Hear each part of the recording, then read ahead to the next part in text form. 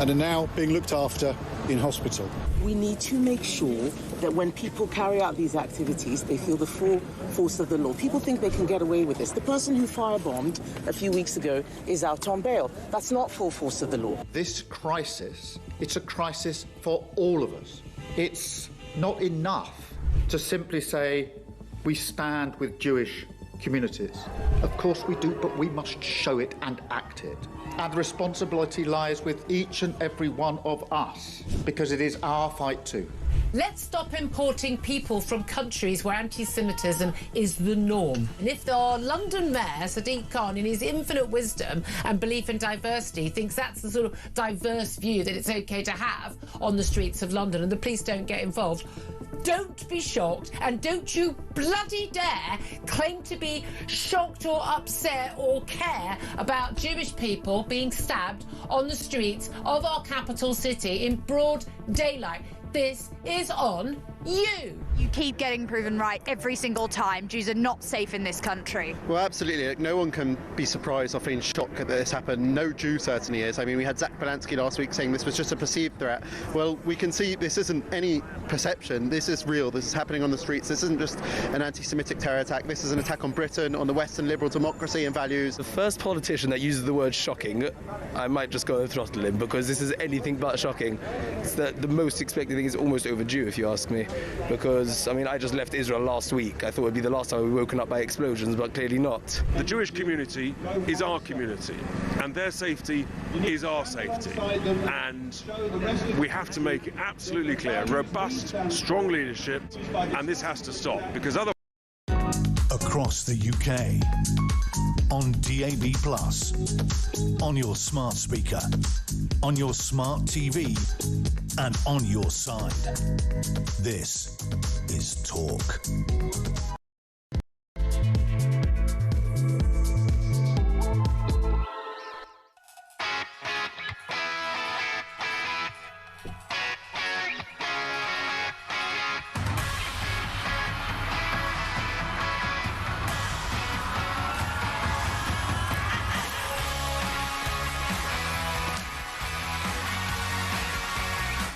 Past 6, top of the morning, Talk Breakfast. Mark Dolan in the hot seat. Have we got news for you?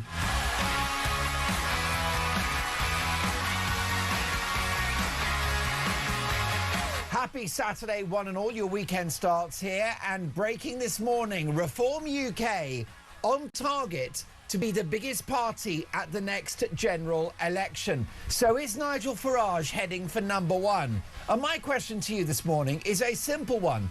Can this maverick politician, the eternal disruptor, the thorn in the side of the establishment, can he save Britain? Can Nigel Farage save Britain? My phone number is 03444991000.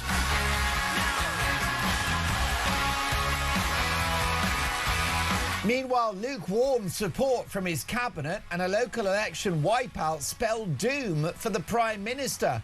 Starmer will likely be gone by the summer. But is Andy Burnham really the answer? Is the King of the North all he's cracked up to be?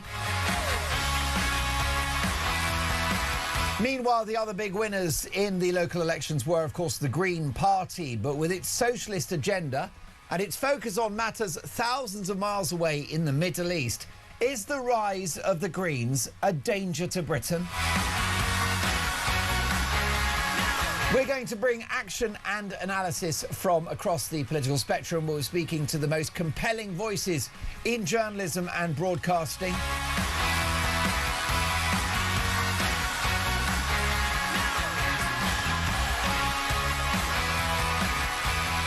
But the local election results and the polls would suggest that Farage is heading to number 10. So can the leader of Reform UK save Britain? Are they ready for power?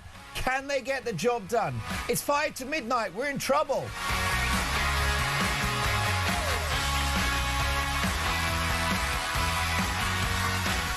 Oh 03444991000. Text the word talk on your message to 87222. Leave us a voice note. We're going to do loads of voice notes this morning. We know you're busy on a Saturday. Getting the kids ready for their swimming lessons. Trying to get a lie in, you still may well be under the duvet, I should hope so. It's 6:05 in the morning. You may be working, you may be at the tail end of a night shift, in which case I salute your contribution to the unstoppable powerhouse that is the great British economy.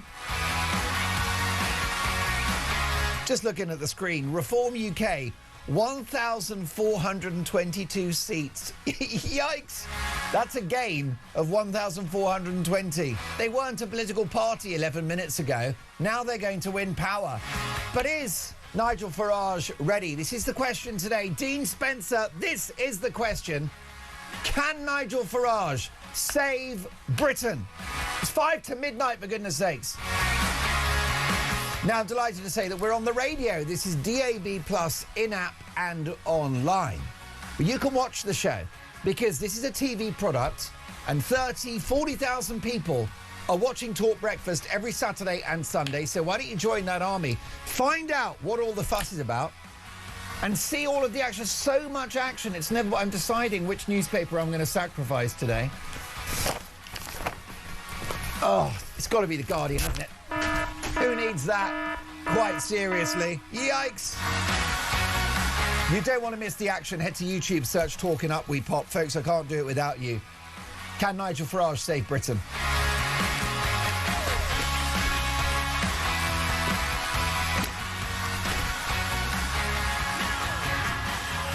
One of my favourite broadcasters and comedians, Paul Cox, joins me in the studio in just a few minutes' time. We've got some great guests on the show as well. But let's have a look at today's front pages. The Times on Saturday. Labour's historic battering.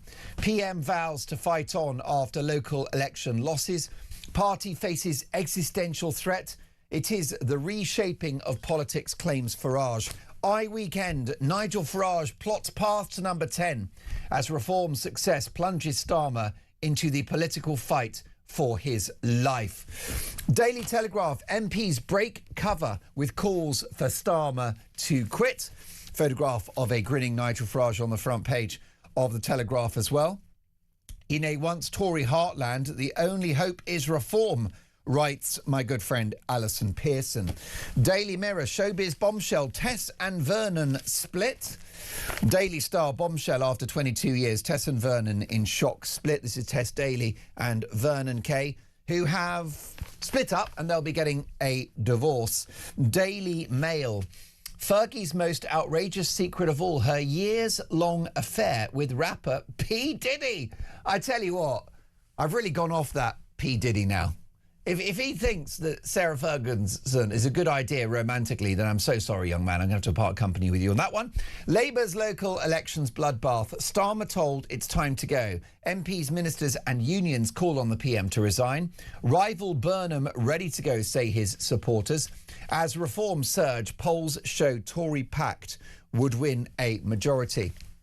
Daily Express, exclusive, Reform leader ready to turn our great country around after local election surge. Farage's vow to fix Britain. Nigel Farage has vowed to fix this country as he triumphed in the local elections. So much to go at. So there are really three big stories, I think. The demise of Starmer and Labour as a brand, the rise of Nigel Farage and the danger of the Greens. For me, those are my three headlines. That's my triple whammy, Dave the engineer. And we're going to sink our teeth into those big three stories in the course of the programme. But should we talk about Nigel Paul Farage, the eternal disruptor, the nemesis of the establishment? Now, I think what's encouraging about Nigel Farage, because I know the guy very well, I've worked with him for years, he's a gentleman, he's a lovely guy, his kids love him. He worked on TV and has worked on TV for a good number of years now, and not a single producer or assistant producer or researcher or guest has ever had a bad word to say about Nigel Farage. In fact, the executive producer of the show is Dean Spencer, who, can I tell you, has been on an amazing health journey, because there was a time when Dean Spencer, he was drinking too much. And I just want to say he's worked so hard on his recovery. He's been away from the show for quite a few months at a time, but he's back, and I can tell you he hasn't touched a drink in 7 hours, and I think it is a moment of pride for all of us, actually. I think, Dean, your victory is ours as well. Dean and I, joking apart, we've worked with Nigel Farage, have we not? We both know Nige very well. Notwithstanding the politics, set aside the politics, lovely guy. There isn't a member of the team that has ever had a bad word to say about him. And we work in TV and radio. Dean and I will tell you there are some right old pieces of work out there who pretend to be lovely on the telly. Your James Corden types, who are all fluffy and smiley and nice, and behind the scenes, quite something different. So, but he's not like that. So he's a good guy. The interesting thing about him is he's never wanted to be Prime Minister. This is the great misunderstanding about Farage, is that he's never had designs on number 10, which surely makes him exactly the right person to occupy number 10, because for years we've had people that wanted to be Prime Minister at all costs. Most notably Boris Johnson, who dreamt of being world king when he was a child. And of course, Starmer, who worked very hard before the election to become Prime Minister, didn't work so hard on a plan for government, which is why he's in so much trouble. But what you've got with someone like Starmer is just naked ambition. No principle, no ideology, no thoughts whatsoever, no curiosity, no intellectual prowess. Just, I'm Keir Starmer, I want to be Prime Minister. I want to be king of the castle. And it was the same with Boris. Boris Johnson, world king, Prime Minister, number 10. And that's the problem with our political class. They're just ambitious. They're climbing up the greasy pole. The worst example of that is Andy Burnham in Greater Manchester. What a charlatan he is. And of course, these local mayors, you know, it's the perfect platform to become Prime Minister, local mayor. Much smaller budget, much less responsibility, but you look like you're in charge of something. It's a kind of dress rehearsal. It's a cosplay premiership, isn't it, being a local mayor? I'm not saying it's insignificant. I may well become a mayor of a town very soon. I might take London. I might save London. How about that? Who knows? But the bottom line is that it's very ceremonial being the local mayor. Yes, there's a budget. You got your policing, you got your schools, you got your street lights, you got your potholes, you've got your bins. I get it. It's not insignificant, but it's not the same as being Prime Minister. But very often now, you have that mayoral platform as the basis for a shot at number 10. Worked brilliantly for Boris Johnson, who was a really good London mayor because he had people around him who knew what they were doing. He had Kit Morehouse, who fixed the crime. Very business-friendly team around him. The economy grew in London. It was all very good. Being Prime Minister is a whole different ball game. It's a very, very tough job. It's the toughest job in the land. It's harder even than being England manager, let me kid you not. The only bigger job, the three big jobs in the country are Prime Minister, England manager, and host of Talk Breakfast Friday, Saturday, Sunday. Those are the three big jobs in the country. And they're not easy. And it takes somebody of extraordinary stature, good looks, talent, charm, wit, personality, and excellent dental health to get that kind of gig. But the bottom line is, in all seriousness, it's tough being Prime Minister. Starmer's obviously struggling. But what's interesting about old Nigel Paul Farage is that he's never wanted to be Prime Minister. He doesn't seek power. He seeks consequence. That is the big difference. Nigel Farage doesn't seek power. He seeks consequence. So he engineered Brexit, which was a consequential moment. And he fixed or called out the debanking crisis. That was a big, big moment. It was consequential. You're not allowed to cancel people now and get rid of their bank accounts if they have the wrong political views. He's done it in broadcasting. Over and over again, this guy is a revolutionary. He's a thorn in the side to the establishment. He's in the European Parliament. And he said, you laughed at me years ago. You're not laughing now. So he's consequential. He's a disruptor. We have a unique scenario where the troublemaker, the kid in the back of the classroom that's lobbing the scrunched up paper, is now likely to be our Prime Minister. And I think it's interesting to have somebody that's never had designs on power to win it. And I think it could be a good thing. But what do you reckon? I've given you my overview that he's a nice guy, that he's a disruptor, he's a troublemaker. The issue you've got, we don't know, and that's why I'm asking you this morning, can Nigel Farage save Britain? I'm not saying Nigel Farage is going to save Britain because I don't know. Je ne sais pas. I don't know if Nigel Farage is going to save Britain. Can he save Britain? That's the question. It's not Farage will save Britain. Do you agree? I need you to help me. Because what you have is a big brain inside your head. You've got life experience. You've been around the block a few times. Unlike the establishment and media elite, you live in the real world. So I need your help on this one. Please tell me, educate me. Can Nigel Farage save Britain? It's going to be an almighty task. I had big Robert Jenrick on the show yesterday. Another nice guy. Very cheerful. Morning, Mark. How are you? He was very sprightly. He's enjoying himself over at Reform, innit? Apart from, there's only one thing I don't like. I mean, there's a few things. Obviously, I would like to probe their agenda and see whether they can stop the boats and tackle enormously high levels of legal immigration as well. I'd like to know how exactly they're going to scrap net zero, how they're going to have a country that lives within its means, how they're going to remove wokery from our public institutions, how they're going to tackle inflation. Of course, I want to know all of these things. And I'll be honest with you, I'm sure that all of that is still a work in progress. I think that if Reform got into power tomorrow, I think they would struggle.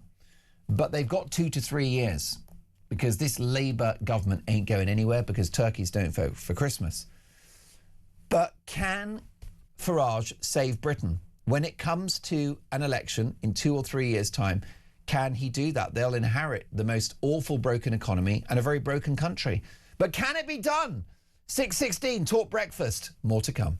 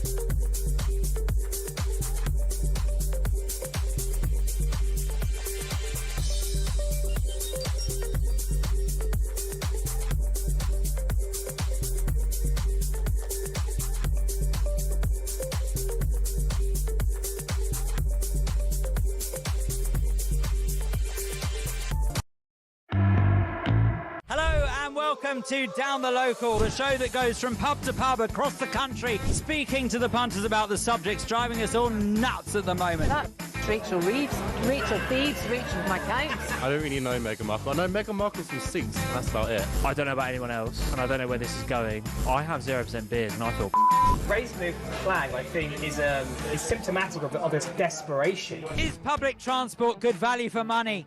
No, it isn't. You really don't like speaking to people.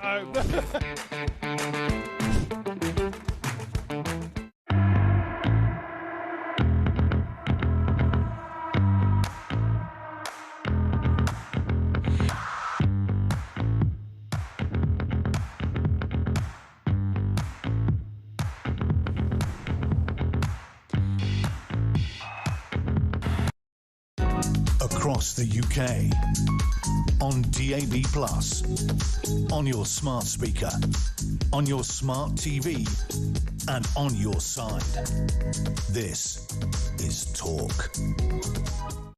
Can Nigel Farage save Britain? That is today's question. To help me answer that is one of my favourite comedians and broadcasters. He's a double threat, looks, charm and intelligence. It's Paul Cox. Good morning. Good morning, Mark. How you doing? Great to see you. You know I'm sort of like very, very sort of flowery in my praise of you. Yes, I love it. Yeah, it's because I've great had for my ego. No, it's because I'm heavily medicated. Right. Right. I don't mind. No, none of this is real. Okay, but if you look, yeah. I don't mind either way. What you're witnessing this morning is like Michael Jackson towards the end. Because they put me down. So many jokes come to mind there. They have special stuff to get me to sleep, special stuff to get me up. None of this is real. Listen, folks, we've got so much to get through. Paul, I want to ask you, I'm not saying Reform will save Britain. I don't know. It's a question, not a statement. Can Nigel Farage save the country? Well, we've got this situation at the moment where it's like we're in the deep end, Great Britain metaphorically in the deep end of a swimming pool drowning, and anybody who gets in to try and save Great Britain will eventually save them. And we don't have anyone at the moment. Keir Starmer's abandoned us. I mean, the Greens, what do they stand for? We'll get onto that in a bit. But of course Nigel Farage can save Britain, absolutely. And I think the country has placed a bet on him yesterday. I know it's the local elections, but it's a clear indicator in the confidence that people got in Nigel Farage. So I think, yes, why not?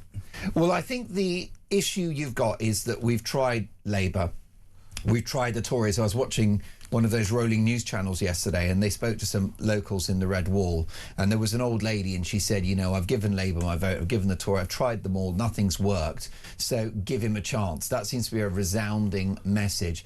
And the other issue is that at every election poll, every politician says, we are the change candidate.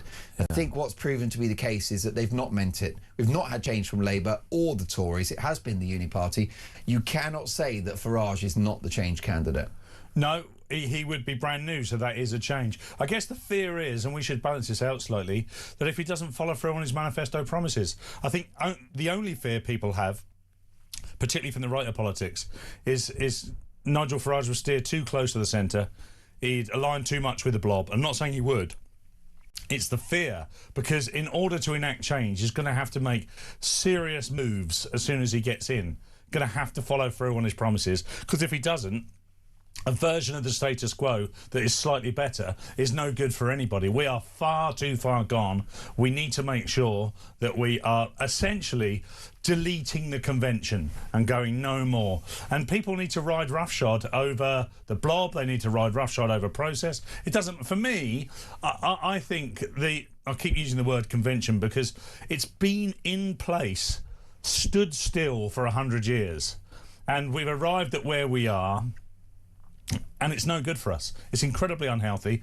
Change is required, and we've got to rip it up, and we've got to start again. I'm not saying absolutely everything, but the ECHR's got to go. The way the blob have complete control over whoever's in government, irrespective of what their manifesto is, has got to change. We've got to allow people to lead, and if we're going to put people in power, much like in the US, then let them follow through on their manifesto. If you're going to, if you're going to vote for Brexit, deliver Brexit. If you're going to vote for Farage and he says, I'm going to solve the immigration problem, allow him to do it. Nobody can stand in front of that because this is what the people have asked for. And even irrespective if you voted Reform yesterday or not, the chances are, in the last 20 years, you have voted to stop vast amounts of illegal and legal immigration, and nobody has listened. If you ignore the public, their voice gets louder politically, and it doesn't get much louder than Nigel Farage, the eternal disruptor.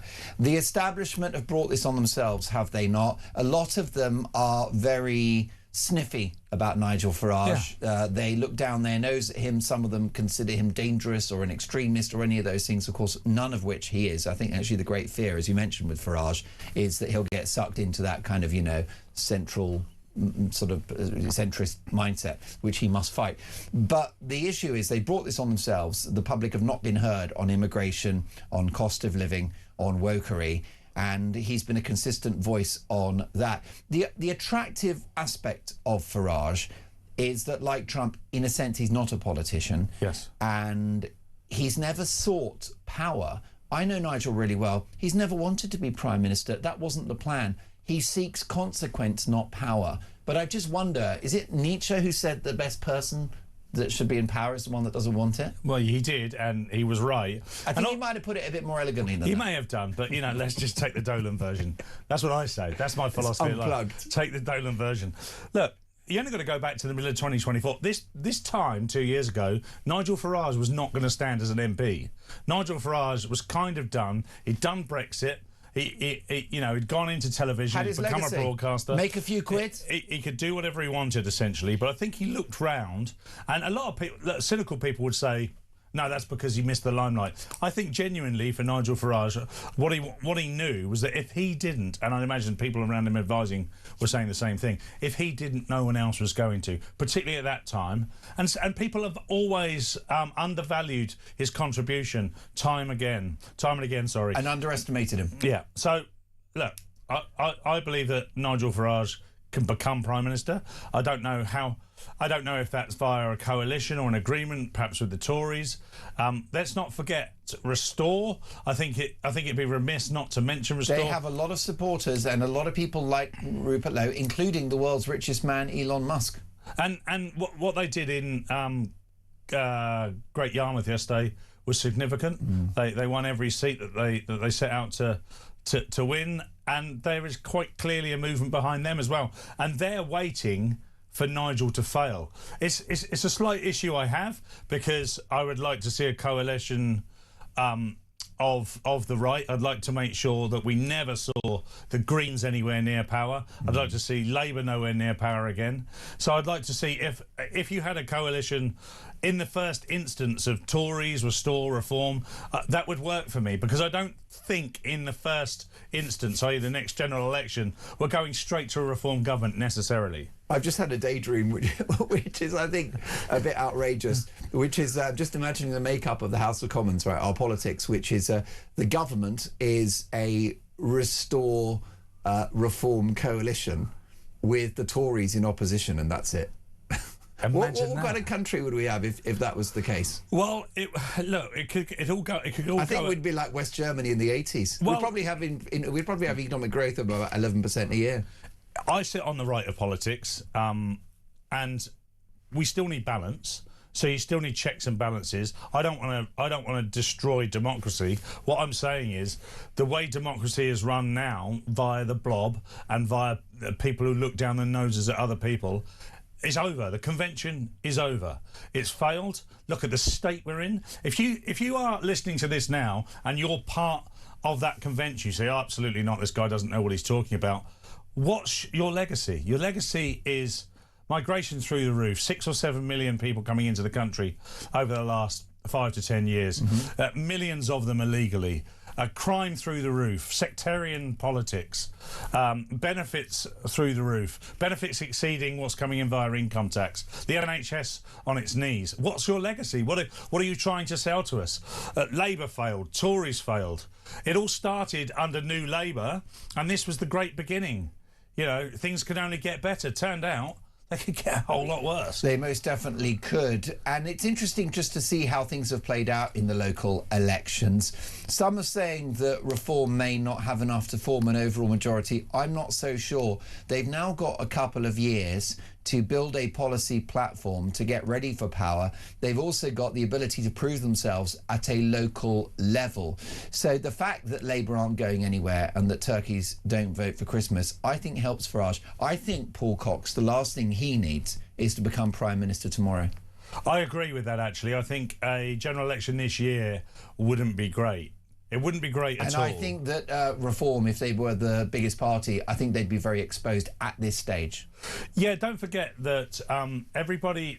Right, what I think a lot of people outside of politics don't realise is that places like the Lords and the Blob, as I keep referring to them, are preparing for a Reform government. They're preparing in a way... They're already trying to enact laws and legislation that could block and make illegal for some of the policies that Reform wants to do. There's plenty of Labour and left-wing lords that are saying about that now. The blob will absolutely be preparing themselves for a Reform government and making it incredibly difficult because the convention is totally full of over-progressive left-wingers.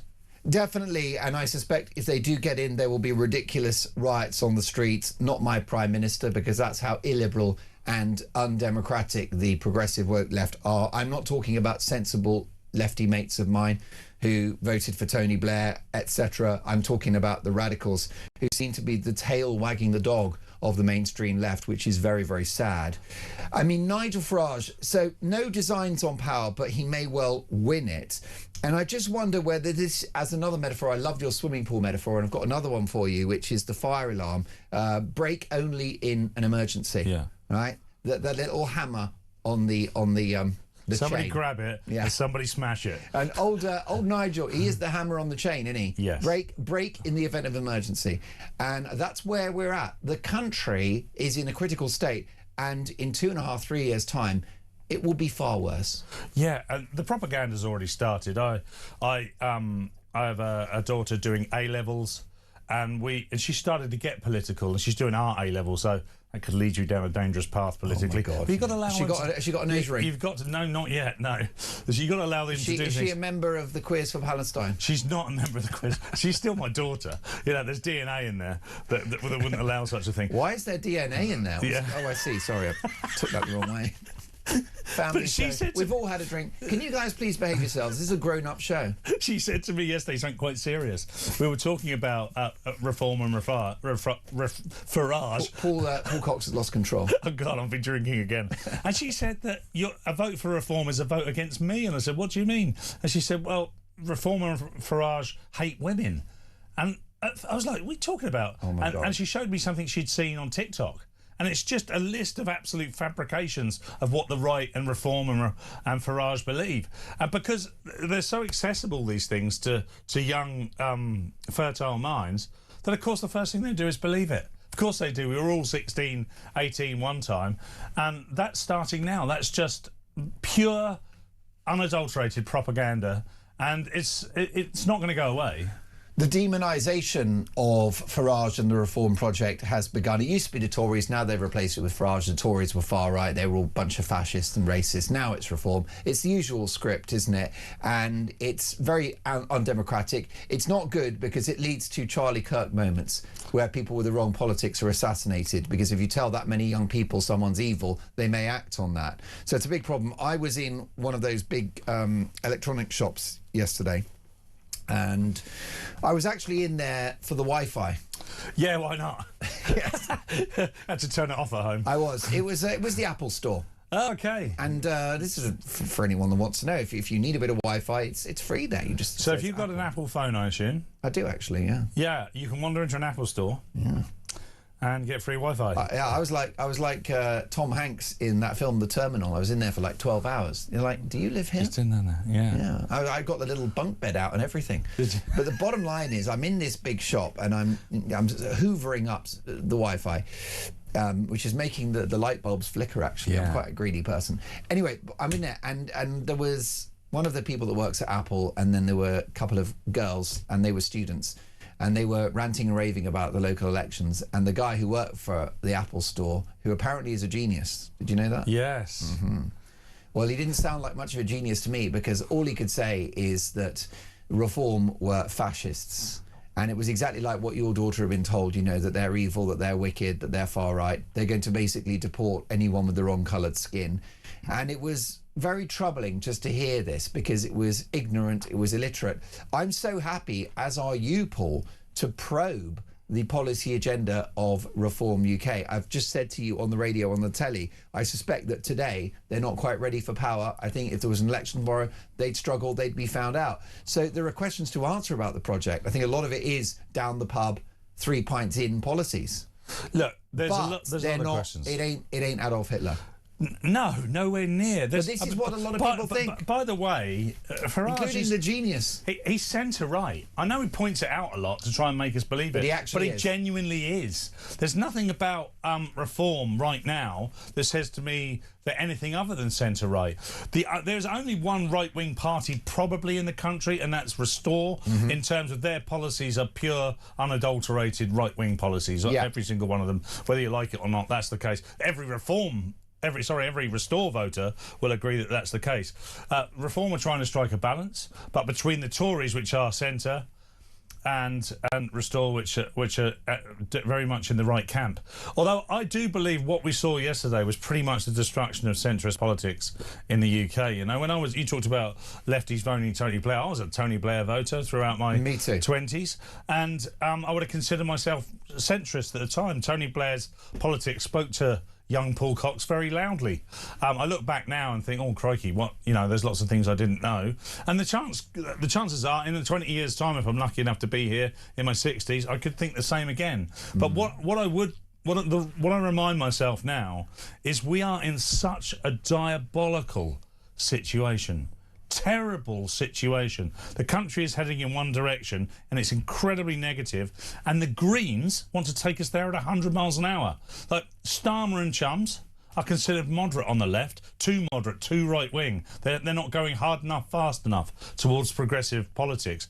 We're looking at this aghast, almost terrified, and the Greens want to grasp that and take it with it. They've got this weird coalition between LGBTQ+ and the Muslims on one side, two factions that don't go together, and they get anywhere near power, that it's going to be a massive explosion. I'd ask people to read about Iran in 1979.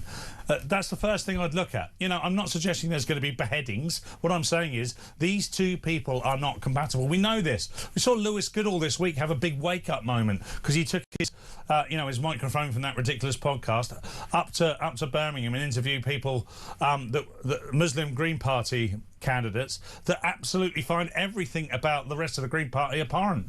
Most definitely. Are the Green Party a danger to Britain? How long has Starmer got? And Nigel Farage, can he save Britain? 6:35. This is Talk Breakfast.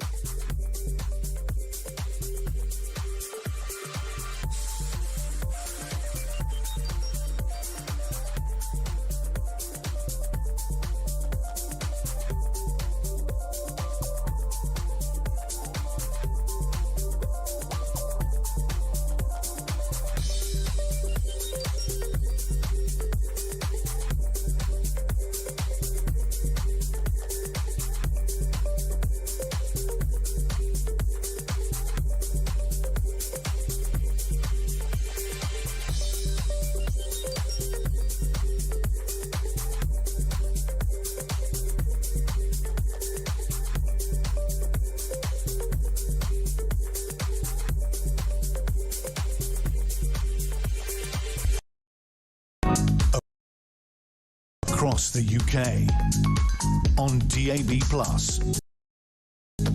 on your smart speaker, on your smart TV, and on your side. You are listening to Talk Breakfast. Can Nigel Farage save Britain? George is in Northampton. Top of the morning, George. Morning, Mark. Morning, Paul. Can Farage save Britain?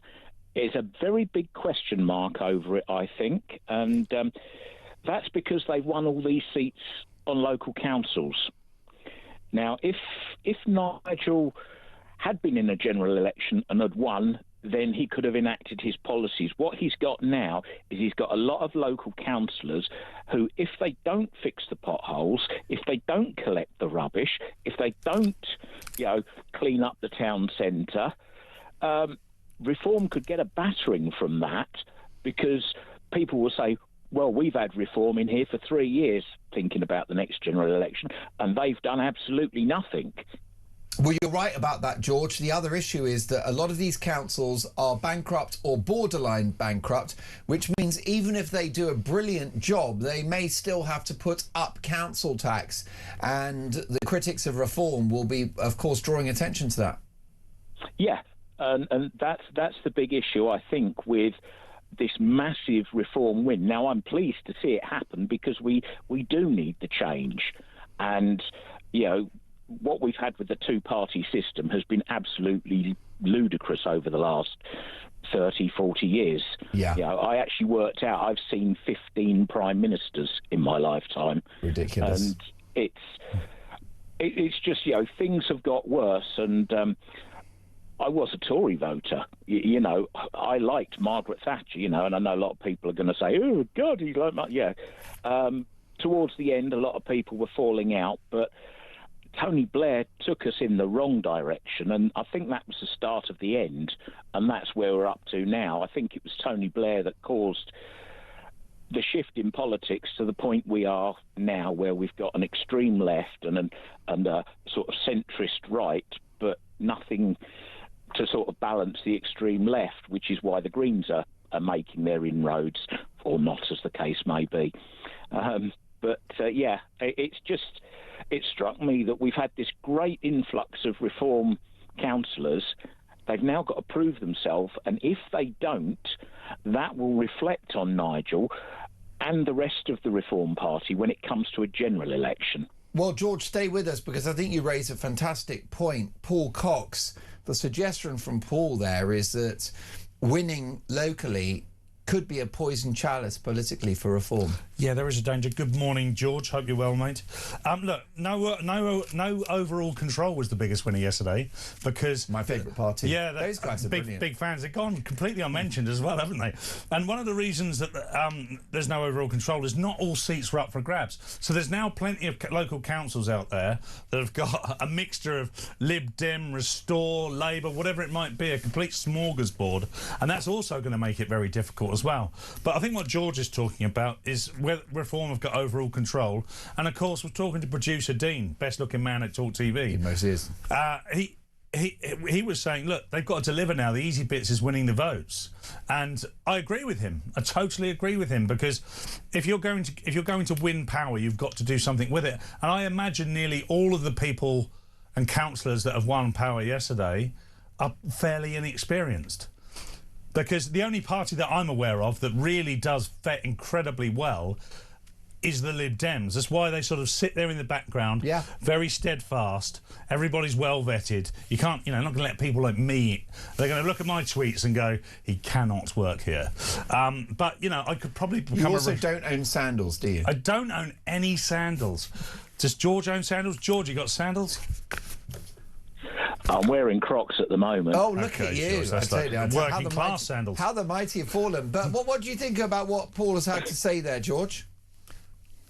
It's again, I agree with Paul there. The fact that there is no overall control, like Paul says, Reform might want to bring in the changes, but the rest of the council might say, no, you're not doing that, and block everything they ever do, which goes back to the same as what Paul was saying about the blob, the rest of Parliament now enacting legislation that makes Reform's policies illegal.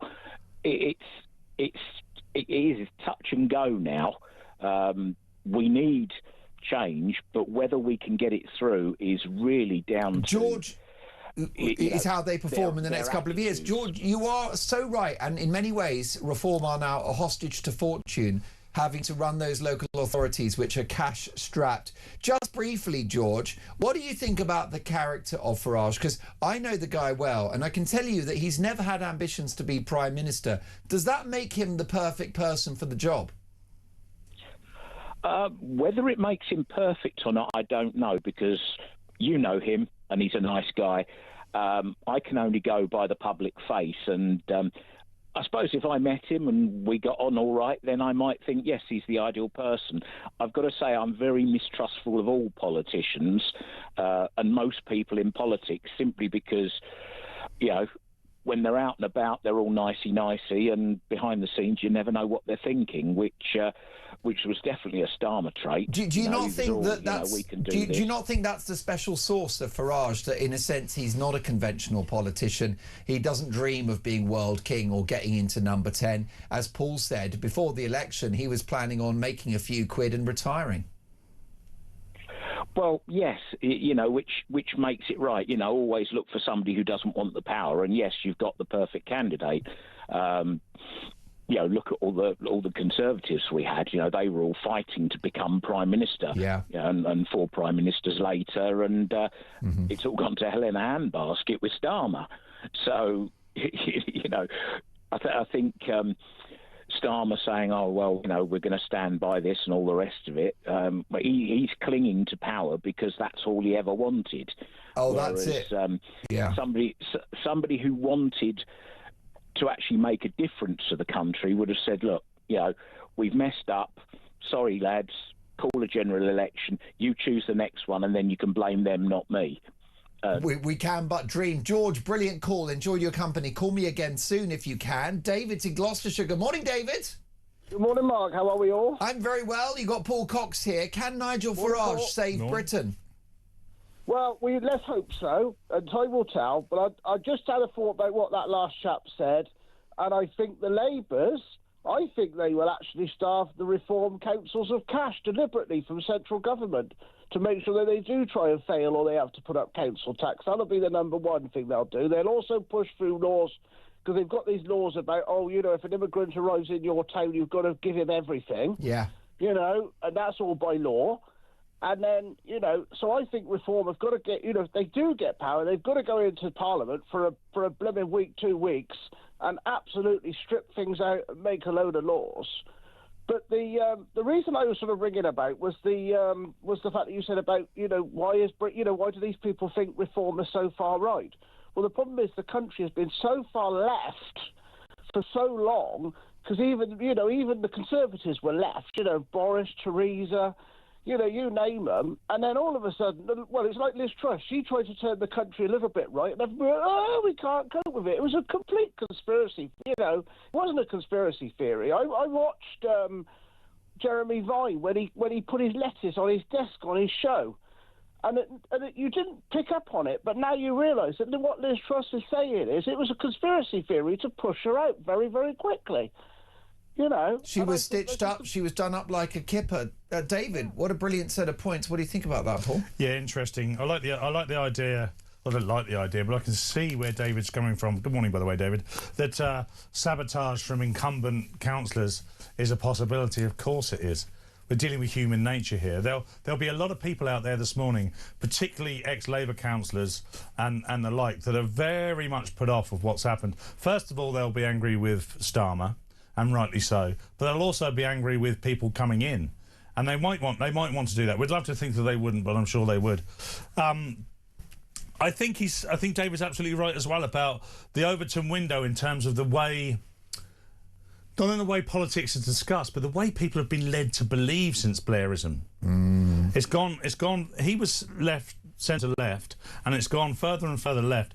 All of our establishments, every establishment you can think of, even the NHS, has become incredibly progressively left wing, irrespective of what anybody has voted for or asked for.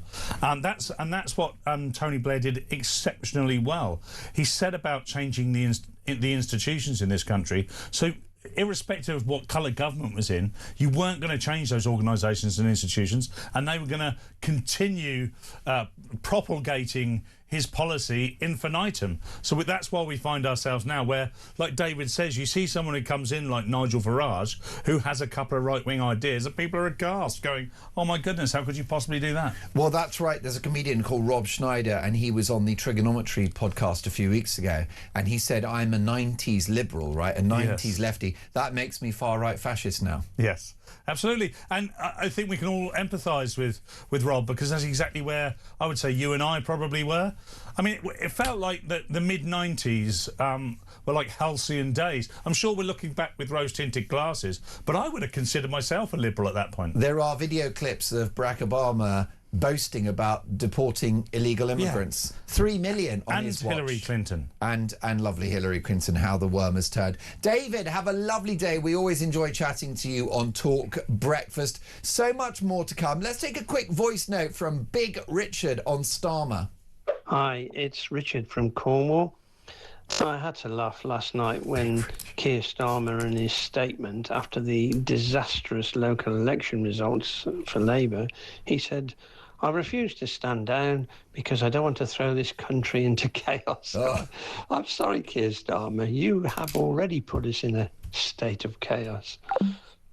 What a brilliant voice note that is. I'm so glad you mentioned that, because I wanted to tell you about a post that he put on X yesterday in regard to the May elections. And he wrote, these are tough results for Labour. There's no sugarcoating it. Now, there you go again with Starmer not taking responsibility. These are tough results. No, these are tough results for me. And he's got to know that he's the most detested politician out there, and he should own it. And if he'd gone and made a speech to the public and said, look, I've completely messed up, it's been a disaster, I'm going to turn this ship around, I'm really sorry, then maybe there's a chance. But as usual, he hides behind language and weasel words. So much more to come. Can Nigel Farage save Britain? This is Talk.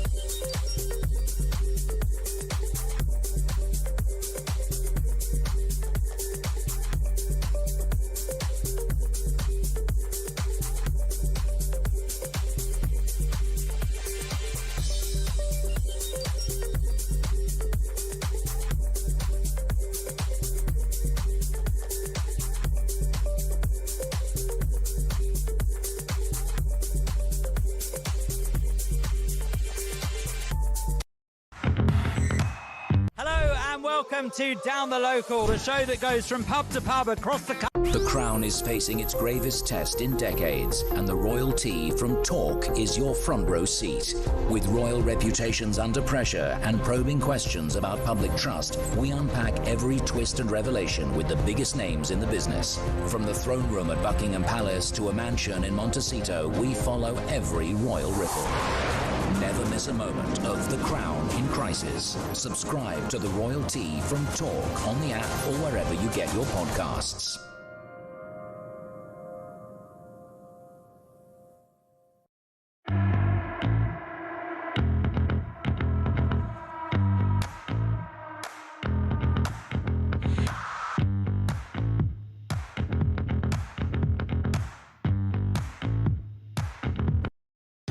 Across the UK, on DAB+, on your smart speaker, on your smart TV, and on your side. This is Talk. You are listening to Talk Breakfast, and we have a voice note from Boz.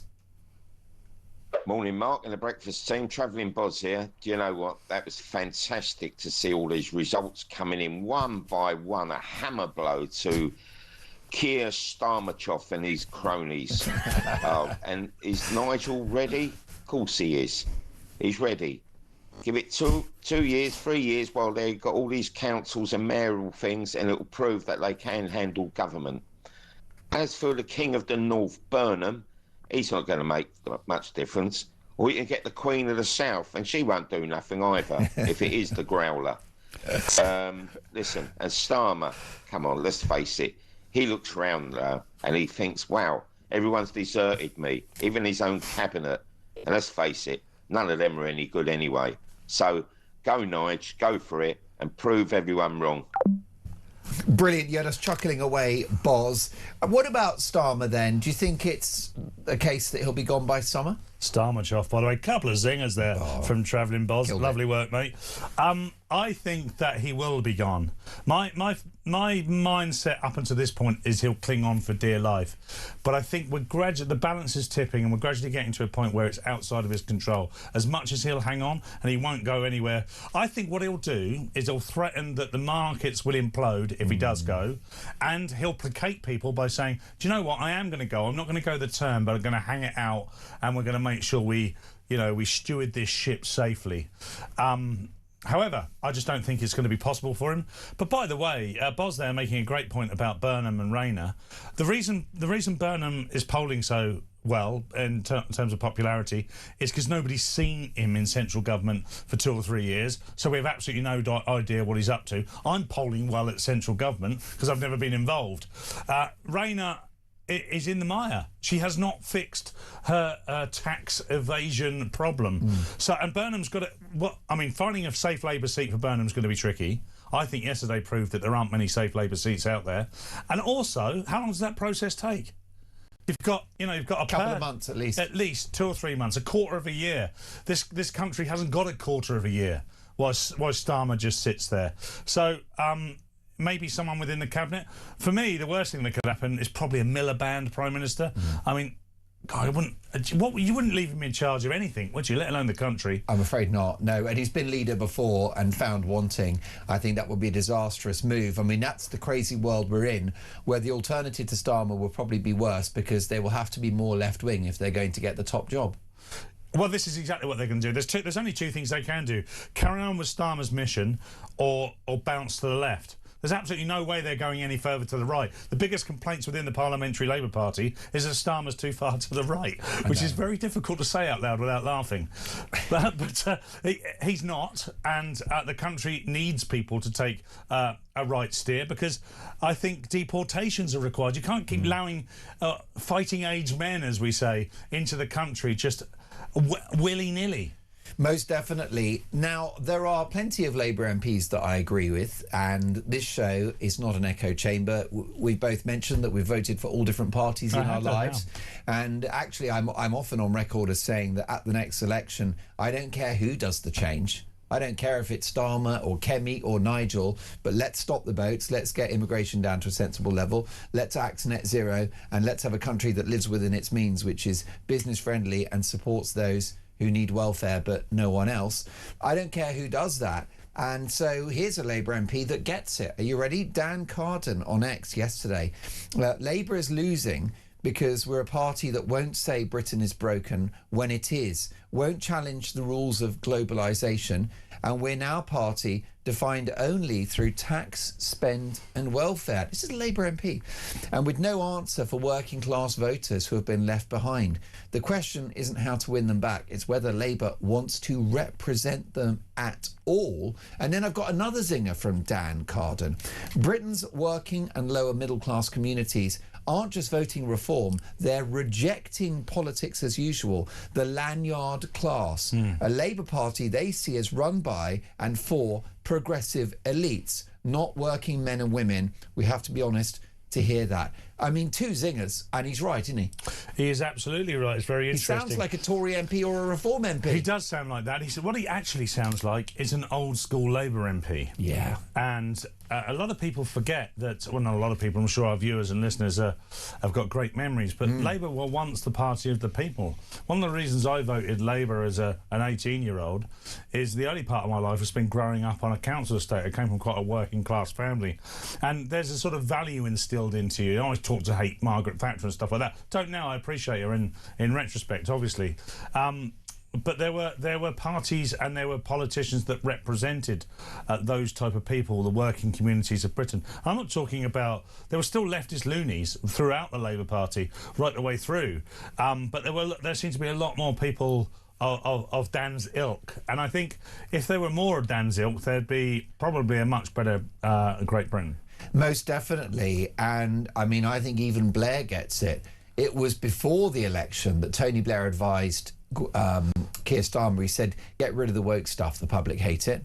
He's also recently said, time to scrap net zero, it's making people poorer. I mean, you know, this is Tony Blair, a man who I don't agree with very often. I'll tell you who I always agree with. It's Norman. Here's a voice note. We've got Stormy Norman. He's coming up. It's just, we're going to put 10p. Good morning, Mark. There he is. Norman from Hertfordshire here. Just starting my Saturday morning overtime shift. I was wondering, hypothetically, if Nigel Farage becomes Prime Minister and the Conservatives get the second largest number of votes in a general election, then would it be Reform in power and the Conservatives in opposition? How would that work?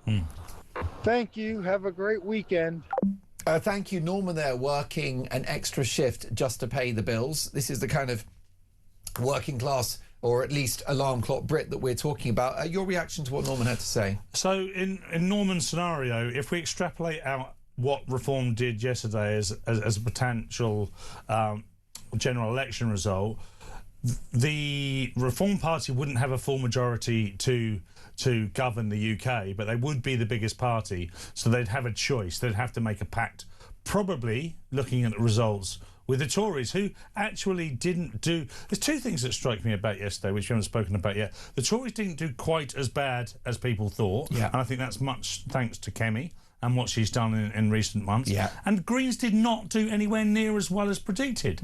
I mean, I don't know what the numbers are now because they're growing each day, but we're expected to have seen 600 plus Green seats, and it's in the order of 300. It is. That's 50% less. They're up 377 just, which is not the seismic change. Absolutely not. All it's telling you is there's some disgruntled, ultra-progressive Labour voters out there. I don't think they've created a tidal wave in the same way the populist right parties have.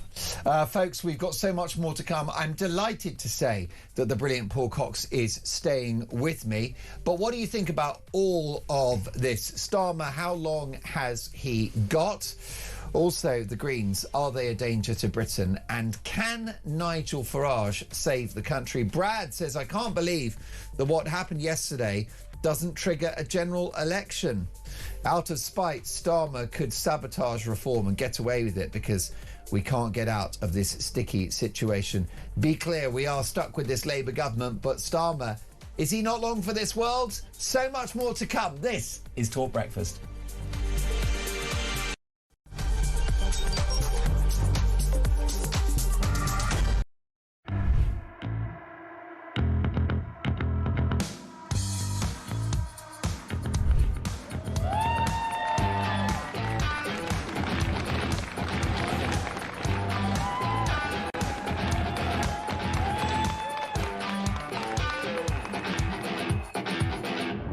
My fellow Americans, let me begin by congratulating the team at NASA and our brave astronauts on the successful launch of Artemis 2. It was quite something.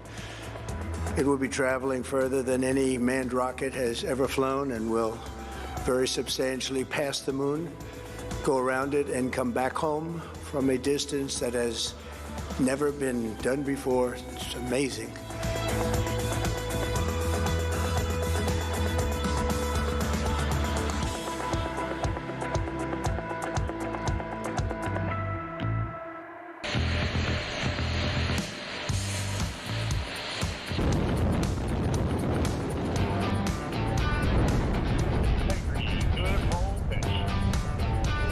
Roger, roll pitch.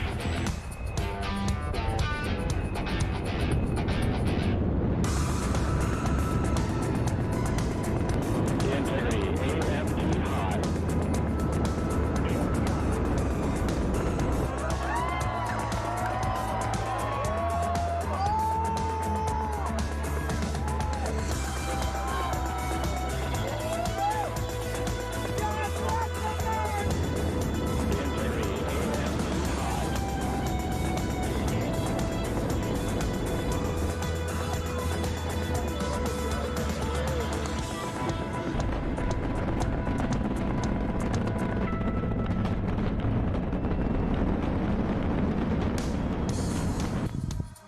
Due to that suit being pressurized and expanded, as well as the umbilicals being connected. We are now falling to the moon rather than rising away from Earth. It is an amazing milestone. We are standing by for the Integrity crew aboard Orion to surpass the Apollo 13 record. Integrity, we're now resuming operational audio contact.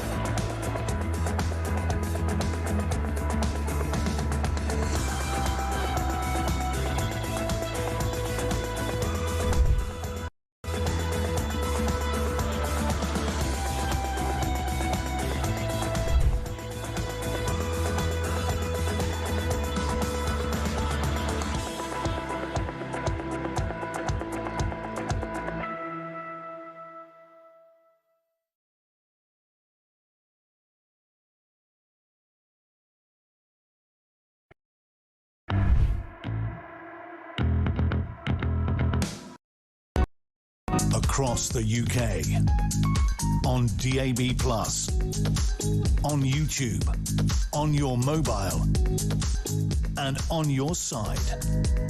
This is Talk.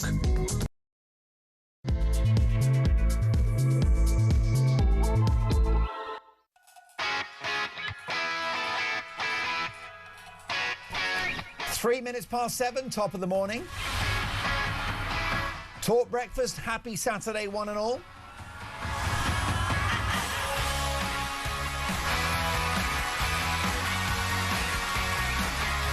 And breaking this morning, Reform UK now on target to be the biggest party at the next general election. So is Nigel Farage heading for number 10? And my question to you this morning is a simple one. Can this maverick politician, the eternal disruptor, the thorn in the side of the establishment, can Farage save Britain?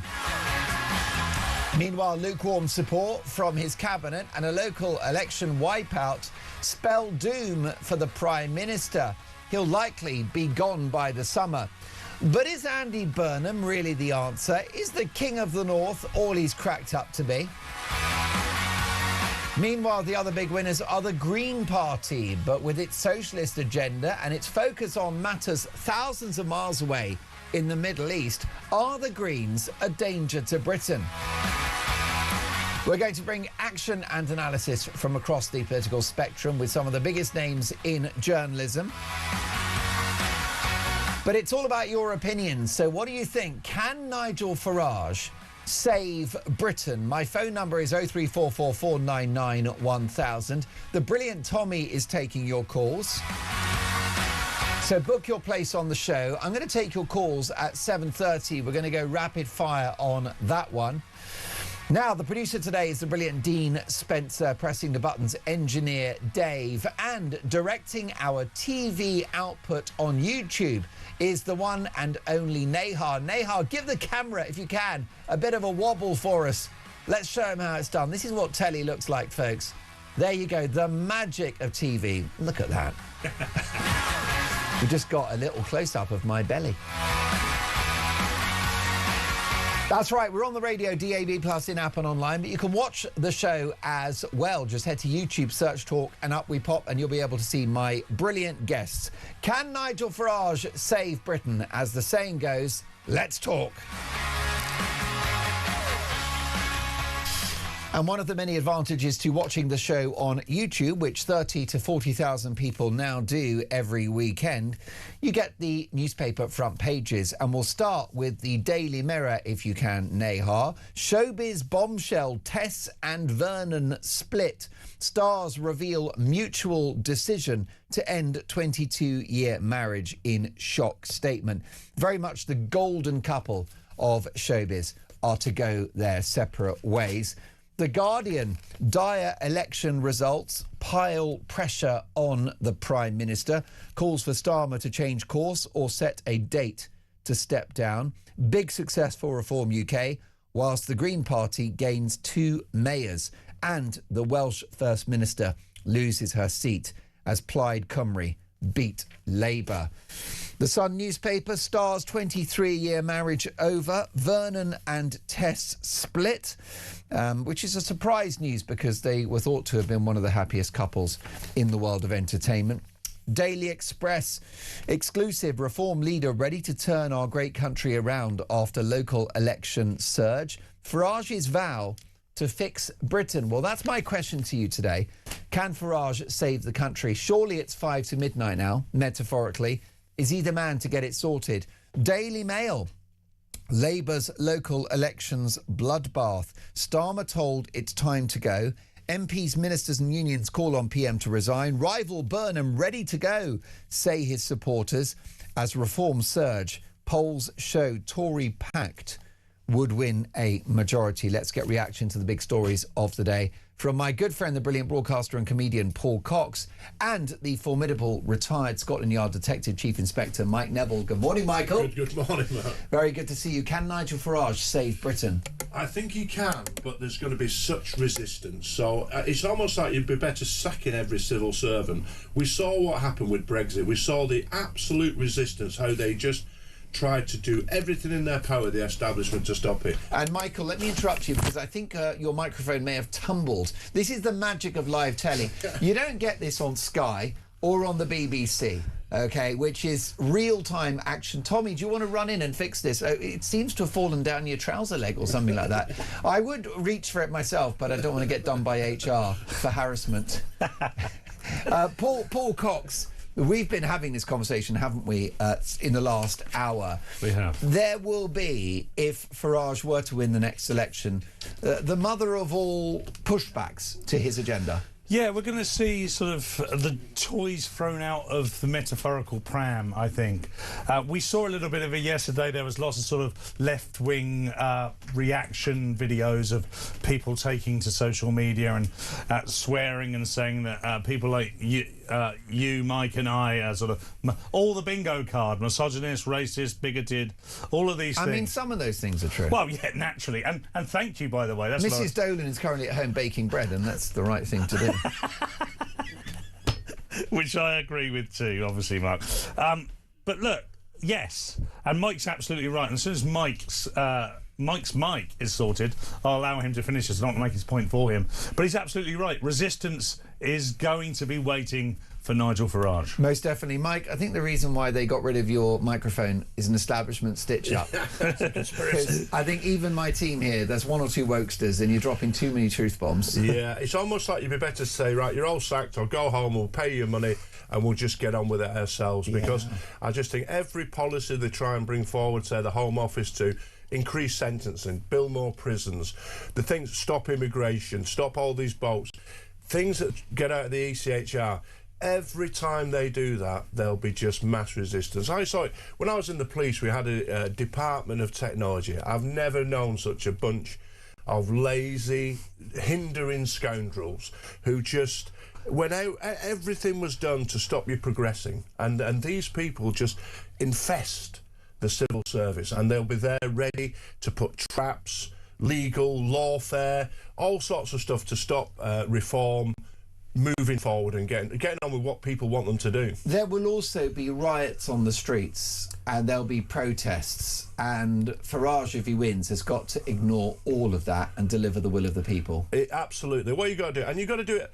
One of the things I noticed for reform, out and about with reform, was that you need to do everything at the same time, because there's only so many lefties. Because what they do, they travel around and disrupt things. And if you do it all at the same time, there's only so many lefties can get round and do it, you see. I think that's true. You know, because they move around in vehicles. So when you see a protest, the people who are supporting sort of centre-right reform, they'll all be people who live within 2 miles of whatever's gone on in Epping or whatever. But the left wing who come in, they're shipped in from all over the country. 100%. It's the usual suspects. It is the usual suspects. And I saw them as a young policeman. You go to every Saturday there'd be some demonstration in London. Ban the bomb, stop the war, save the whale. And it was the same folk every time, you know, middle-aged men with a bald patch and a ponytail and socks and sandals. The same people for every one of them. And these people will try and disrupt everything that the vast majority of the public want. Most definitely. Paul Cox, is the rise of the Green Party a danger for Britain? In my opinion, yes. And what's worse is it's relatively well supported, in the sense that what we're seeing now is people aren't afraid to come out on the far left and say this is what we think and everyone else is nasty, whereas a lot of people are afraid to come out and say they support reform, or they were. And what's, you know, with results like yesterday, it makes it more acceptable. This is my own theory. It's the Cox theory, and left wing, particularly far left progressivism, is anti-humanity. It relies on forced equality. We are forcing ideas on people and saying to them, you will all be equal, and that is good. What right-wing politics does is it accepts that there is equality in the world. It accepts that there's humanity and people are greedy. That's why capitalism works. It's why it's the best of the, you know, a bad bunch. So I think the thing about the difference between right and left is right exists within reality, whether you like it or not. Margaret Thatcher said the facts of life are conservative. Yeah, and she was absolutely right. She was absolutely right. And I don't know if you come... I didn't come to this until... I mean, I'm 46 now. These ideas didn't really occur to me till after 40. Really, I think you need a certain amount of life experience, because, of course, we all start out relatively naive to the world, and we want the best. You know, when I look at, like I'm talking earlier about my daughter doing her A-levels, I don't hold it against her that she wants the best for the world. We all know that wouldn't it be wonderful? But that's the trick of Zach Polanski and con men like him, is they sell these magic beans to the country. You know, what Nigel Farage is doing is not selling magic beans. Nigel Farage is selling solutions that are incredibly difficult to enact, but will be worth it and will take time. What Zach Polanski is saying is overnight everyone can be equal and everyone's the same. Ladies can have a penis, etc. When we all know it's an absolute nonsense. An absolute nonsense. But the trouble is, he manages to indoctrinate people so far that they can agree on one part of his policy, and therefore get co-opted into believing everything. A lady can have a penis, she just needs to play her cards right. And Mike Neville, let me ask you this question. Okay, at what time is it now? 13 minutes past 7.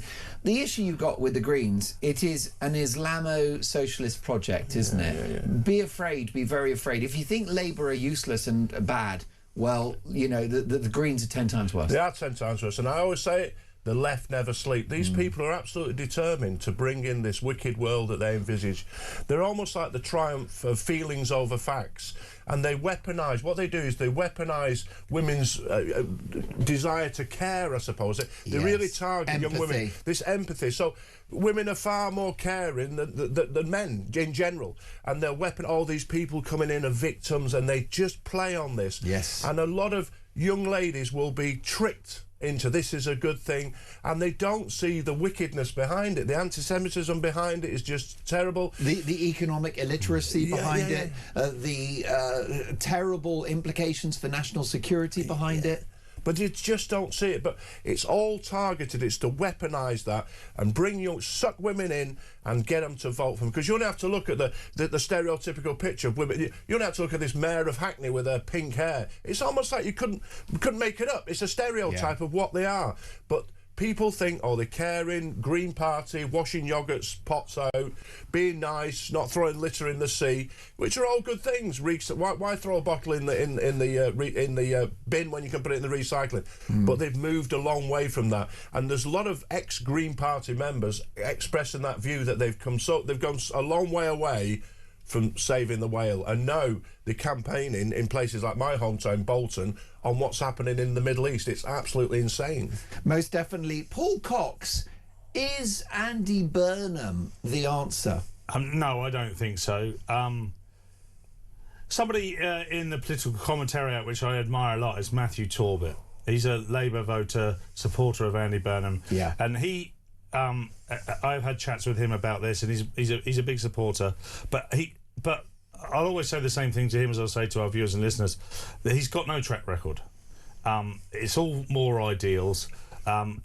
He has been stopped, and the reason that he is popular, like I said previously, is because he's been nowhere near mainstream politics, so nobody can see what he's up to. Like I said, I'm very popular. I could do a great job in central government because no one's ever seen me do it. And I think right now we need people that are really setting out what they're going to do. Where's Andy Burnham going to take us? Andy Burnham's going to take us further to the left. The reason that the Parliamentary Labour Party, the majority of them want Andy Burnham and Rayner, is because they are to the left of Starmer.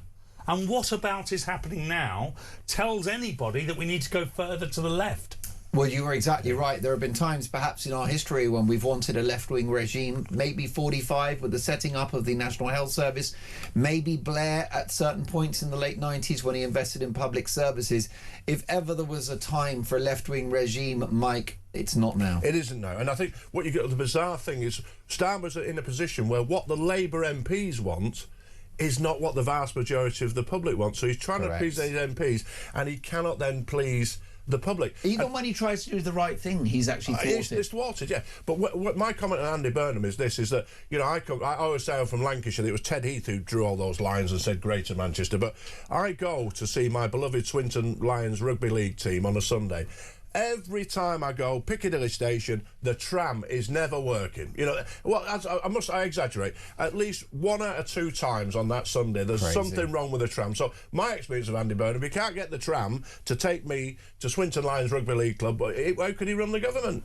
Well, most definitely. And I was saying earlier on the show that actually being a regional mayor is a good platform to be Prime Minister, because you can do free bus fares and fix a couple of potholes, and suddenly you're like this hero. Being Prime Minister is a whole different ballgame. As we saw with Boris Johnson. What a jolly chap he was, you know, sliding down things, bringing in bikes and all that. Opening hospital wings. All a facade. And when it comes to it, he was weighed in the balance and found wanting, because he just couldn't. And I found in the police and the army, it's not until the knife comes out or the gun comes out, the drama happens, you find out the true character. With Boris Johnson, COVID came along, didn't it? And he was just found out. He was a caricature, jolly chap, but when it came to it, not a leader. And like I said, these regional mayors, I don't think they prove that you can run central government. Paul, before we let you go, do you think Starmer is out by the summer? Yes. I genuinely do. I think that eventually even he has to realise that he's not fit for purpose, and that for the good of the country, which is the purpose of the Prime Minister, he must step down.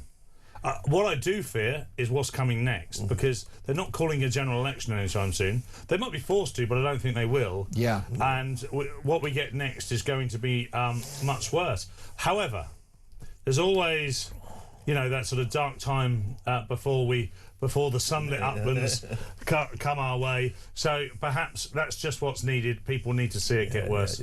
I'm just on your YouTube. You're getting thousands of views, and for good reason. Paul Cox Comedy for punchy and hilarious daily political commentary. You're on stage live. You're on the telly as well. You're everywhere. Please come back and see us again soon. I will. You try and stop me. The heroic Paul Cox. I'm delighted to say that my Neville is staying with us. Let's slam a quick voice note from lovely Pauline. Good morning, Mark. It's Pauline from Salford.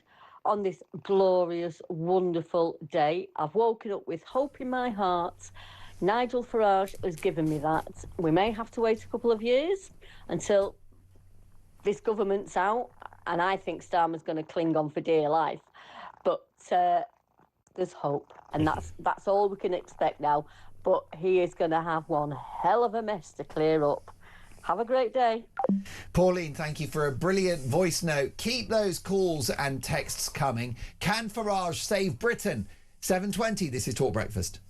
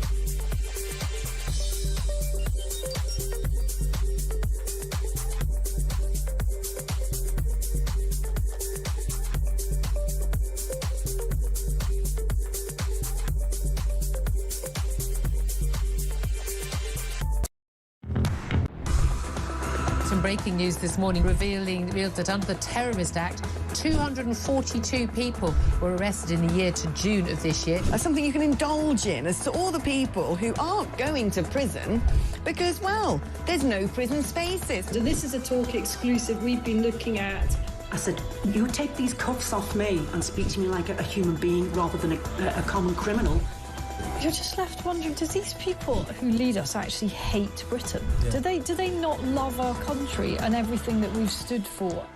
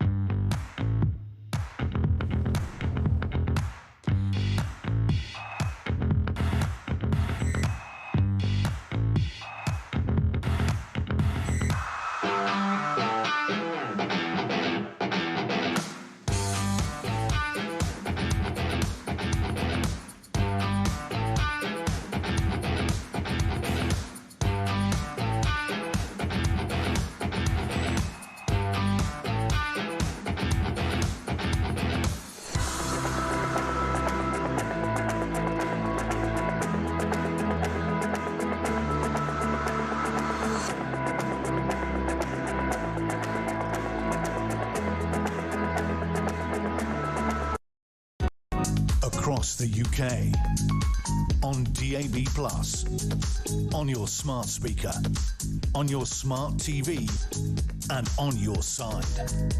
This is Talk. Dolan's dispatch coming at 9 a.m. Can Nigel Farage save Britain? Here's a voice note from Hev. Good morning, Mark. This is Hev from Kent. Thank you so much. You make me laugh so much. First thing in the morning, you give me a real buzz. I've got my back door open. I've got the washing on the line.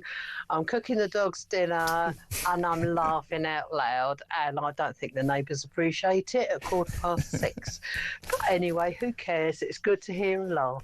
You're brilliant. I love you. Hev, thank you. Anyway, your question about Farage, would they struggle if they got into government? Yeah, of course they would. You know, they don't even. I mean, how many seats have they got at the moment, and how many people does Farage know to be able to actually manage all the different departments? You know, there's going to be hiccups, but then there is with any party and any new government. You know, I mean, it's going to be a hit and miss. It always is. Doesn't matter who's in. I mean, look how many times the Prime Minister changed in the last government, you know? Hev, you're so right about that, and thank you for your incredibly kind words. We are growing a big audience, and it's a real thrill. Can't do this show without you, and let's keep that conversation going. Can Farage save Britain? We need to talk about two other big stories. Mike Neville, who is a retired Scotland Yard Detective Chief Inspector, with me in the studio. Fresh horror for Labour as 200,000 migrants have now crossed the Channel. When are the political establishment going to realise this is a total crisis and will have been one of the factors for Labour's failure in the May elections? I don't think they can accept it. You know, I think, firstly, it's like when you cross those thresholds, like 200,000, that's what stands out in the public mind. But what you've had is that when Starmer started saying, I'll smash the gangs, this showed his mentality, because to him, the people coming across in the boats, they're not baddies. They are victims fleeing war. It's these gang masters that he's, you know, chasing after, and he's utterly failed. And then we have this ridiculous one in, one out, where you simply, you get 40 in and you get one out possibly. Oh, they are asylum seekers who've been found. So they're in their mind. We've got to try and get into their mindset. In their mindset, these people are innocent. They should be here. They just can't comprehend why anybody would be so wicked to say we need to control our borders. And so they'll never control their borders because it's not in their mindset. Their vision of this country is this multicultural dream, and no matter how bad it gets, they'll carry on. It's like a religious zeal. You know, it's not a political belief, it is a religious cult. I see zero upside to illegal immigration. There is none at all. Not even 0.1%. No. So there is the cost of accommodating these folk. We don't know their background. Not all of them, but some will be criminals. Some may have terror links. There is an issue around language, around attitudes to women, about harassing locals. The other issue you've got is these folk, half of them will stay. They'll get asylum, which I think is unforgivable. I think if you've broken into the country illegally, you should never be allowed to stay. But so half of them will stay anyway. 200k, shall we put that in context, Mike? That is a city the size of Aberdeen, Plymouth, Stoke-on-Trent, Peterborough, Chelmsford, Oxford and York. And it's bigger than our armed forces. It's bigger than our... By an order of magnitude, triple the size. Well, our army's about 70,000. So if you put all the armed forces together, they're not 200,000. And so what people see, these are young men. You know, the vast majority of these are young fighting age men. They come from cultures that just don't fit in. And as I say, we feel it. I think what's happened in the past, Mark, is that all these issues have been inner city issues. So it's been easier to condemn the Metropolitan Police because they're racist because they police London. But now everybody's having a share. So you've got people like this in Epping, in Crowborough, all these places which would never have tasted mass immigration. Now they are seeing it, and they're seeing it for what it is. And I've said this before, but my youngest daughters one of them goes to school in Bournemouth. When I've got to speak to my daughters about strange men in Bournemouth, somewhere my grandparents would have gone to, that quintessential English seaside town, it is insane that I've got to do that. But of course there's 3 asylum hotels there, and it just causes crime. And as far as immigration and crime goes, I always say this, that in 1950 there was about 150 robberies reported in London in a whole year. There's that many every 1 or 2 days these days. That is the difference. And those are the ones that are reported. Yeah. So it's a tip of the iceberg, isn't it? It's a true scandal. And it's interesting because we've been focusing on Farage today. I make no apologies for doing that because he's likely to be the victor at the next general election. I can't call him our next Prime Minister because we're going to have Andy Burnham, then Angela Rayner, and then Ed Miliband will have a go. It'll be like pass the parcel. But at the next election, he looks in pole position, either leading a coalition government or full power. This is a guy that was at Dover 10 years ago calling out the madness of the boats.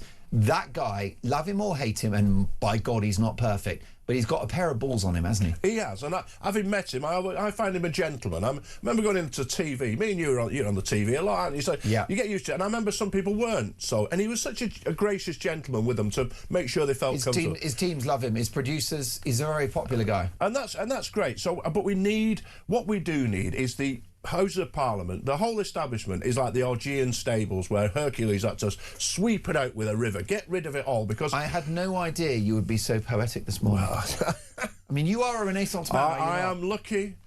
Poor but clever, I passed to go to a grammar school. The wickedness of the people who destroyed those, kicked away the ladder. Was it the left that wanted to shut down? Of course it was. You can't have people being clever. They might see that they're daft story. My mother used to say they'd vote for a pig with a red ribbon in Bolton, but not anymore. Not anymore. And that's why they got rid of the grammar schools. But anyway, you were in the Aegean Sea. I was in the, but the Houses of Parliament need to be cleared out. We just need a fresh approach. We've had 100 years of the Tories having 2 or 3 terms. Oh, people get sick of it. We'll have a bit of Labour. Hand over to them.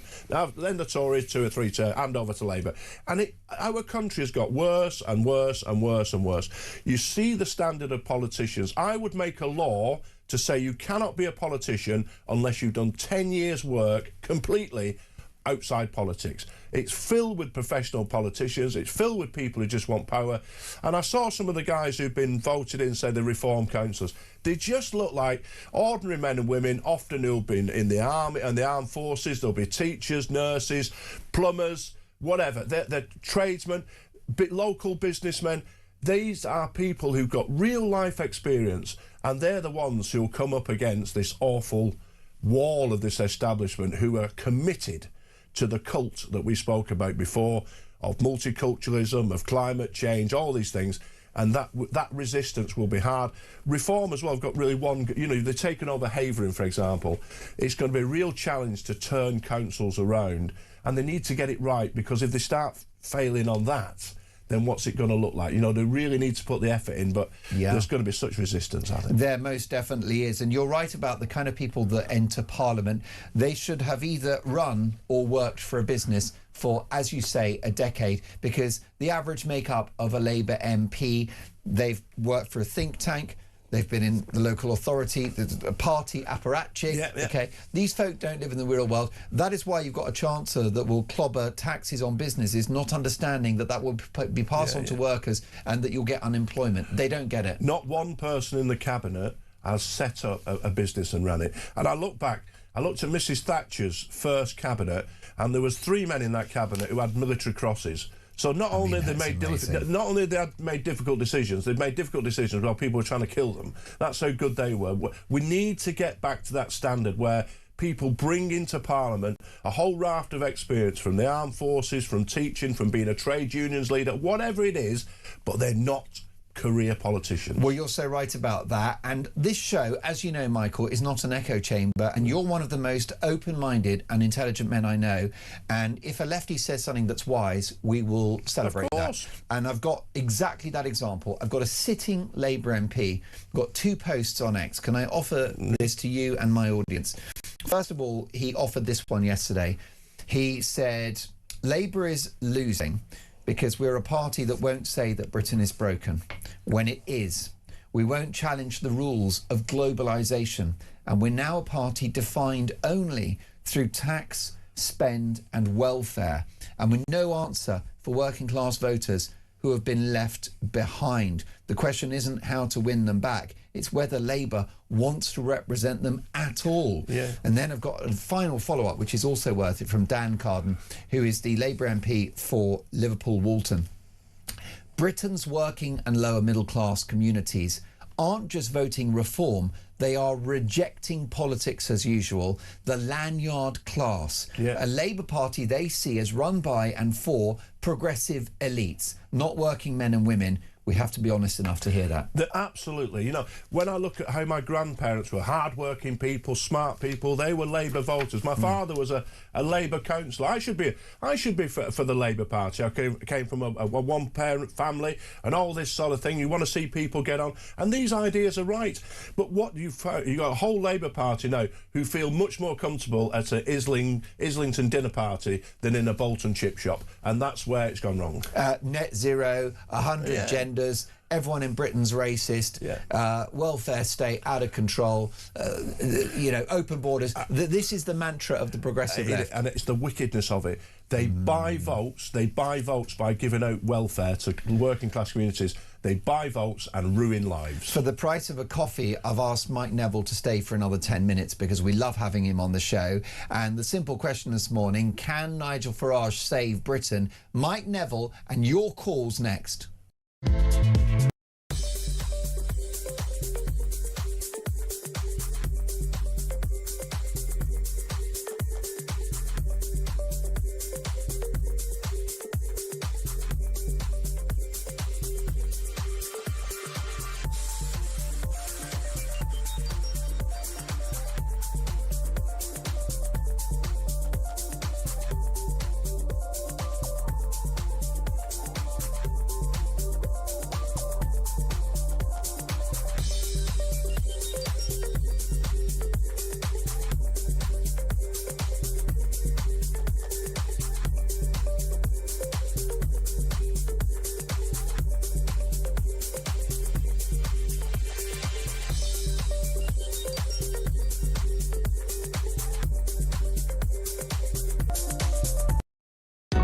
Across the UK, on DAB+, on your smart speaker, on your smart TV, and on your side. This is Talk. Listening to Talk Breakfast. With me in the studio, Mike Neville, retired Scotland Yard Detective Chief Inspector. Let's take a quick voice note if we can, lovely, brilliant David. Because of time, let's take Nick for now. Morning, Mark. It's Nick from Loughborough. I'm absolutely delighted at the local election results, and I think this country desperately needs the sort of change that reform will bring. However, I do believe that he's going to find it incredibly difficult to deal with the blob created by Blair and the Fabianisation of the entire civil service by design. He's going to find it very difficult to beat that. Let's see how he gets on.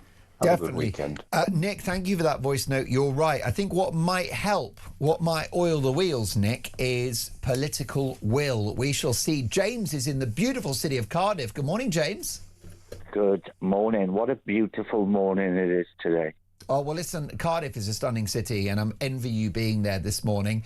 What do you think about the country? Reform, of course, have done brilliantly in Wales, James. That's what I'm saying, Mark. What a beautiful day it is today. Oh, I thought you were talking about the weather. No. You mean the political weather?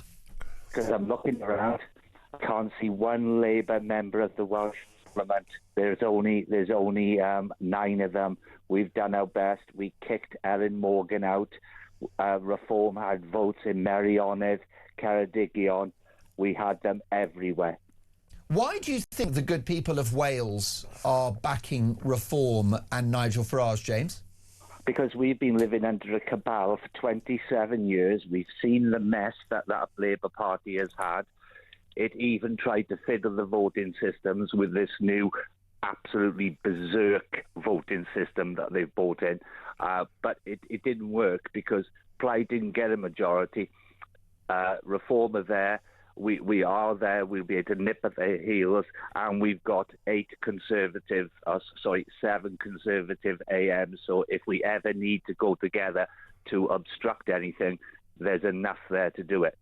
That's amazing. James, stay with me. There you go. In many ways, Mike, Wales is an example to the country of what happens when Labour have power. Absolutely, you've got these. I mean, my brother lives near Welshpool, so skin in the game, and there you've got these ridiculous 20-mile-an-hour zones. You know, that all climate change based, and what that does is really impacts on business. You know, if your job is as a taxi driver, or you're delivering goods, or you're a home help, or you're a community nurse, all your days spread out longer because they're ruthlessly and zealously enforcing these ridiculous 20-mile-an-hour limits. Most definitely. So, James, do you think that Farage can be our next Prime Minister at the election?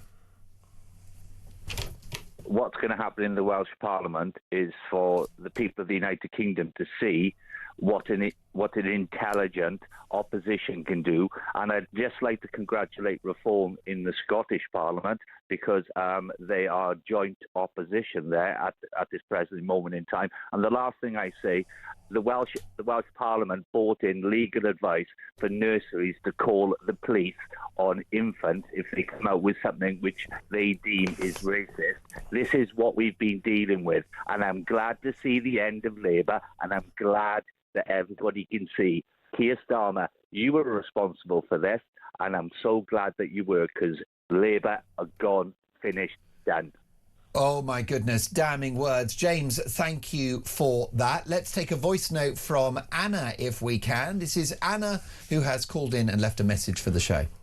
Good morning, Mark. Anna, sorry. If Reform can stop immigration for 5 years, remove the illegals and the overstayers, repatriate the Boris wave and take away leave to remain. They also need to prosecute the ills of the past. Every single person who facilitated or joined the rape gangs, the Islamic rape gangs, needs to be in prison for at least 10 years. If they can do that and reinforce further measures, possibly they could save this country. But I saw some of the poor behaviour outside polling stations with the Islamics over the last day or so, and it's shocking. Immigration doesn't work for this country. It's ruined this country, and sadly I'm very proud of what Reform have done. I've been helping campaign. However, I do not think their policies are tough enough, and I think there's a softening around the edges that needs to go. If I'm really honest with you, I think the only person that can save this country moving ahead is Rupert Lowe. I just pray Reform do what they say they're going to do, but my heart is telling me no, they're not. Sorry to be a downer, Mark. Thank you. Anna, not a downer at all. If you think it, we're going to put it on the radio and on the telly. Where do you stand on concerns, Mike Neville, about the Reform project and the risk that they could get sucked into the centre ground of politics? This is a problem. I think people want radical change, as the lady said there. And there's a danger that people think, oh no, you must move to the... We've always had this in politicians, must be in the centre. Well, Mrs Thatcher wasn't in the centre. No. She's a model to follow. People really want drastic reform. They've got to face the fact that the establishment don't want. There'll be a big fight, but there's got to be the will. And I think there is the will to fight, but there will be siren voices who say, oh, you must move slightly more towards the centre. Don't do that. What people want is real reform. Yes, well, I agree with that. Here's another voice note, this time Nick. Mark, Nick from Solihull. People also forget it was Nigel Farage who forced the government to have these council elections because they threatened to take him to the High Court. So he's got, he's proved a big point here, hasn't he? Cheerio. Brilliant. A succinct and excellent voice note. Meanwhile, let's not forget, we're discussing so much politics this morning, but whilst Rome burns, we've got an economy with no growth, debt through the roof, much higher, by the way, than it was under Liz Truss, how ironic. We've got open borders, many hundreds coming into the country illegally every day, and we've got crime and antisocial behaviour. So a shoplifter has walked off with an entire mini eggs display, Mike, and what's telling is that this chap made no effort to conceal his identity. What does that tell you? Well, it tells you he doesn't care. He knows there's little consequences. As we've said before, that when people used to shoplift, they used to conceal the goods. Now they're just blatantly putting them in. These shoplifters know if the store challenges them, anybody, the manager or the security guard is likely to get sacked, as we've seen time and time again. And what sums it up with this guy? Ashley Daly. He actually looked into this case, and he was sentenced for 25 different crimes, including possession of a knife, and he got 4 months. Now, 4 months, that is about 120 days, but you only serve 40%, so that is 48 days in prison. There's no deterrent for these people. And this is a dangerous man. He's carrying a knife. It's a dangerous man who obviously... And as the police solve 1% of crimes, if he's charged with 25, that means he's done 2,500 crimes. These people don't do one of these. They're doing it every day, 10 times a day. And what happens is, again, it eats away at the fabric of society, because people think, why am I bothering to pay for the goods when people just walk out with them and just get away with it? If you pay your taxes, if you obey the law, if you pay for your goods in the supermarket, you're the mug. That's the sad thing. And you're the one who'll get hit because you drove at 25 in a 25, you know, and they'll have £500 off you for that. Where this character, he didn't even pay any compensation, it doesn't look like. No, well, I've had my collar felt for doing, you know, a quarter of a mile an hour a bit too quick in a 20 zone, and you get your 3 points. It affects your insurance. You'd be better off driving around in a stolen, uninsured car. Well, that's because the thing is, you obey the rules. So you write down that this car belongs to Mark Dolan. You're the low-hanging fruit. Yeah, you actually. It's easy to give you. It's easy to give you a ticket. It's easy to draw in money. And there's people like this. What we need to do. There's about probably 30,000 people who commit most of the crime. Just lock them all up, and it would break that cycle. Now, Mike, you wouldn't expect me to ask you about a showbiz marriage, but actually, I think it's quite an interesting story. Front page of the Sun newspaper, Stars 23 marriage over, Vernon and Tess split. Now, the only reason I discuss this is because actually these are two celebrities that most of my viewers know. Vernon Kay, former model, now TV presenter, and Tess Daly, of course, one half of Strictly. So they're big stars, and they've gone their separate ways after 23 years. What I will say is it's been a very dignified parting. You know, they've made a statement. They've got grown-up kids. Good luck to them. Yeah, it is good luck to them. I've been divorced, and you don't judge, do you? So whether they're famous or not, there's a lot of pain there. Yeah. Hopefully they can resolve it. Hopefully the kids are okay. I think, isn't Vernon Kay from Bolton? Yes, he is. Well, good old Bolton, but good luck to them both. It's just a sad hour. But it does make me smile in this way. I opened all the papers up this morning, all these, you know, massive events going on with politics, and the Sun and the Mirror have got some poor couple getting divorced, but that's the life we live, I suppose. Well, that's right. Maybe we need a little bit of that for escapism, don't we? And that is Vernon Kay, of course, a very glamorous lady from Strictly Come Dancing. I must tell you, she's been in touch and she's asked for your number, Mike. Well, I've got enough Mrs. Neville, so thank you very much. You're taken. old Tess. I'm very much in love, so I'll be left. I've got to be left alone. Oh, very much in love. Listen, I tell you what, there's no flies on him. He's nobody's fool. Is our brilliant, fabulous Mike Neville. Mike Neville, retired Scotland Yard Detective Chief Inspector. You've got one of your brilliant speaking events now, haven't you? Yeah, I'm going to do one of my tours of London. I do crime walks in London, showing people where all these famous first fingerprint cases and all this sort of going. I love a bit of crime, a bit of death and violence. If only you were still a copper, the streets would be far safer. My thanks to Mike Neville. So much more to come. Can Nigel Farage save Britain? 7:46 Talk Breakfast.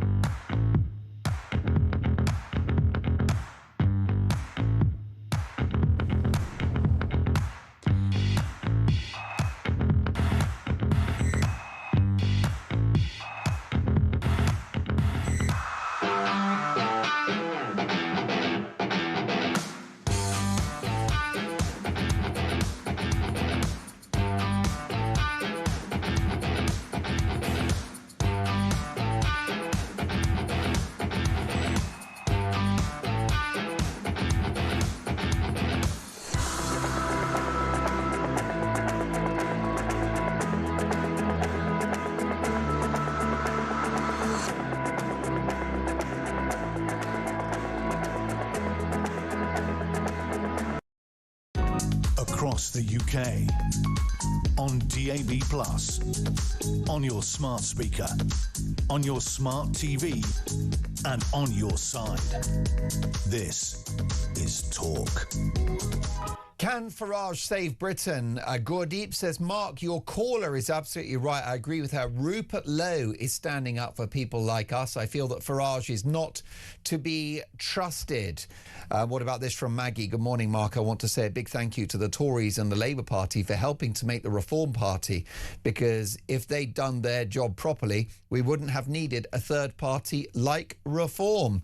Matthew Goodwin Freeman is a Conservative councillor, and Jim Dale, senior meteorologist at British Weather Services and political broadcaster. Good to see both of you. Matthew, your reaction to the results of the local elections? Oh, well, I'm glad I got a good night's sleep yesterday. It's been an absolute roller coaster. I mean, obviously, congratulations to Reform. Absolute disaster for Labour. I hope Keir Starmer stays so we keep getting results like this. It's been bad for the Conservatives, but nowhere near as bad as it could have been. And there are blue shoots coming up everywhere. Here in Harrow, where I am, we regained the council, went up to 42 councillors out of 55 and smashed Labour down to 12. So, look, there are blue shoots coming up around the country, but tonight is not our night. It's not about us. This is about Reform and the future of the Labour Party. And, you know, my hope is, Keir Starmer, please stay, because you're doing a great job at destroying the Labour Party and making it easier for the rest of us to pick up seats. Matthew, are you tempted to go all in with the Farage project in order to have some proper conservatism in this country? Well, we've discussed this before. It's about the person. Look, Kemi is trying to turn around the party. There's a lot of things that I agree with that Reform is saying and do. We've said that. I've been open about that. But at the end of the day, we are 3 years away from a general election. A lot can happen. The whole country could change. Look at the first 2 years of Labour and how that's been. So look, let's see what happens. There is a long way to go, but I am just proud that we won in 2022, the only gain from Labour in the country. We delivered the only Conservative MP with over 50% of the vote in 2024. And in 2026, we increased our majority to 42 out of 55 councillors. I know what I'm doing and I know how to win. So if anyone's interested, they can pick up the phone. Matthew, if you had a magic wand and if there was an election tomorrow, would you favour perhaps a Reform Tory coalition? Well, I mean, it depends who's going to be the bigger one of the two. Obviously, the polls at the moment say that Reform would be the bigger one in that marriage, but Reform have been slipping in the polls the last couple of weeks, and Kemi's been growing and growing. So honestly, anything could happen. It looks, we're in a world now with multi-party politics where people can win on the tiniest of majorities. We had seats yesterday where we won by 14, we lost by 6. You know, it was neck and neck in some of these seats. So anything could happen over the next couple of years. Reform could continue to could turn around in the polls again and grow and go to take that majority. Good, the country needs stability. All the Conservatives can keep turning around, keep renewing, keep rebuilding, Kemi getting better and better, and overtake. Labour hopefully keep going down and down and down. But also I say, where's the Lib Dems? The Lib Dems have only gained, I think it's 151 seats last night. The Greens, nearly 400. Like, the Lib Dems have questions to ask, and also the Greens are now coming through. Honestly, in a world of multi-party politics, who knows what is going to happen in 3 years' time? All I know is how to win, it seems. Indeed, for the avoidance of doubt, Matthew Goodwin Freeman is a councillor for the Conservatives in Hatch End. Jim Dale is an old friend of mine, broadcaster, meteorologist. Jim, there's no growth in the economy. Inflation is sky high. The cost of government borrowing is higher than under Liz Truss. We've got an energy crisis because of net zero, and unemployment is back. The public were right not to vote Labour, weren't they? Well, these are council elections, and the big thing about Reform is they were saying, you know, vote Reform and Starmer's out. Well, I look at it this morning and Starmer's still there, so that was a great lie to begin with straight away. But look, well, he'll be gone by summer, won't he, Big Jim? Pardon? He'll be gone by summer. By the summer. I've got no idea. I doubt it, to be honest with you.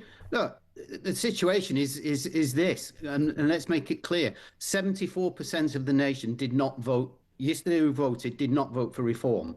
So, and the reform, as Matthew's already said, has gone down since last year rather than up. So the trend has been down, and I think that trend 3 years' time will continue to go down. So this is not a panacea.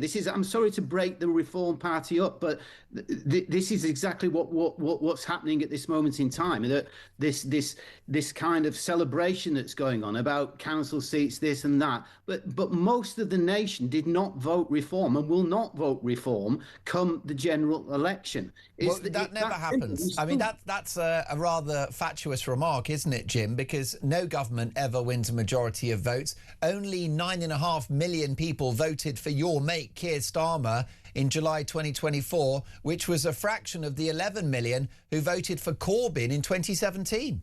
Maybe, but the fact remains, and this is the fact, for the next 3 years, Labour have got a 200-seat majority. May God help us. Farage is sitting there with 4 + 4 MPs, 4 of his own, 4 of the terrible Tories that actually caused the damage in the first place. Let's make it absolutely clear. And as for the Tories' performance, by the way, if you look back in terms of 4 years ago or even 2 years ago, if Labour had a bad night, then the Tories had even worse, because their actual position before they actually started off was far lower than Labour's. Labour had a lot to lose and lost a lot. That's absolutely clear. But the Tories lost even more. They've gone down to nearly nothing. And by the way, the Labour is still has got the most councils in the country. They are the government of this country. It will take time to change things around. You mentioned the things that you've mentioned. You did not mention waiting lists in NHS going down. The economy, by the way, is inching up. The energy crisis has been caused primarily by Putin in the first place. And now the Iran war, so Trump on the other side. Always someone else's fault. Nothing to do with 2 ruinous budgets that clobbered businesses with taxes and an energy policy which is killing industry.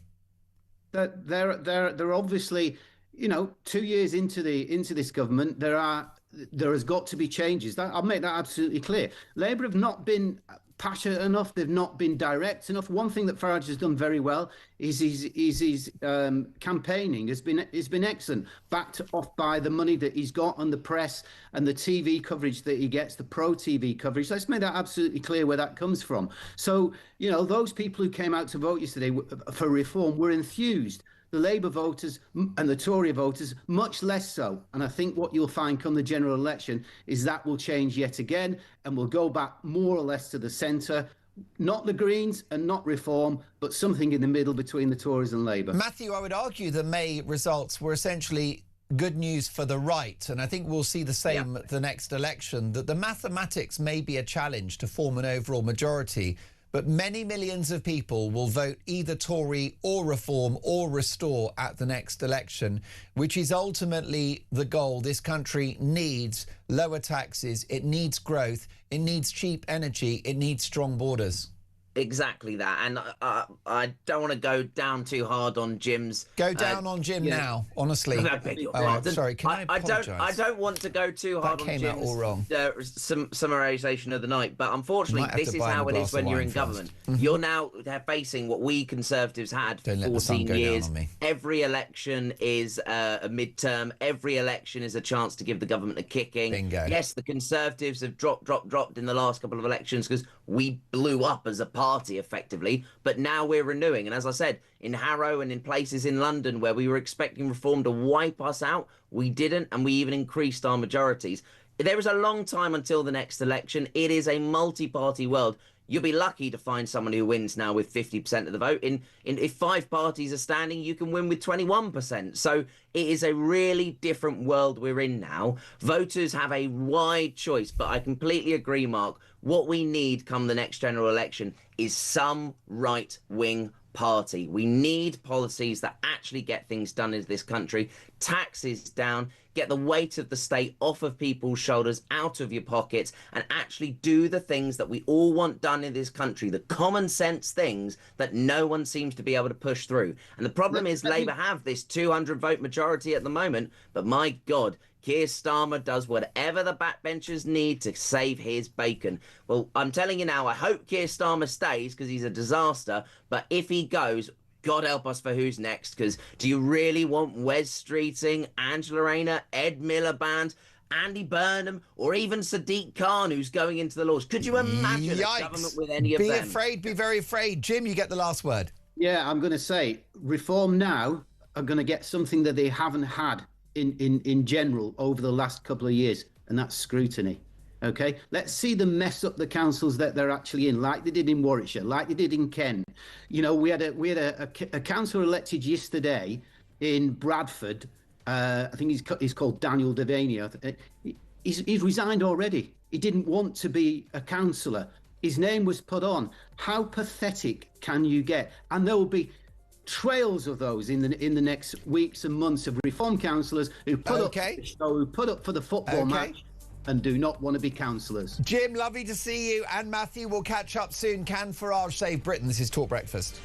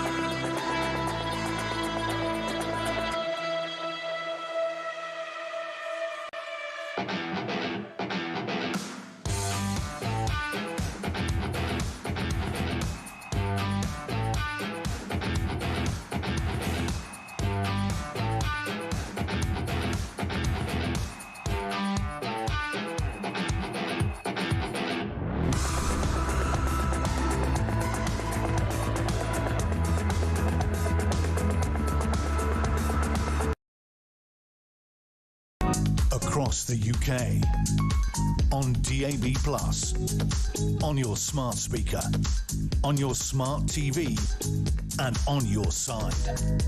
This is Talk.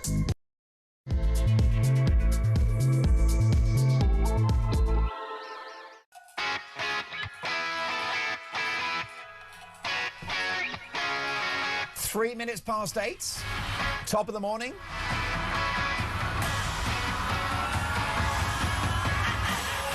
Happy Saturday, one and all. Talk Breakfast. Mark Dolan with you, and a very big show this morning. Breaking as we come on air, Reform UK on target to be the biggest party at the next general election. So is Nigel Farage heading for number 10? And my question to you this morning is a simple one. Can this maverick politician, the eternal disruptor, the thorn in the side of the establishment, can Nigel Paul Farage save Britain? Can he get it done? Let me know your thoughts. My phone number is 03444991000. We're going to donate an entire half hour of the show to your calls and opinions, your voice notes and your text, 9:30 to 10. Book your place on the show. Can Nigel Farage save Britain?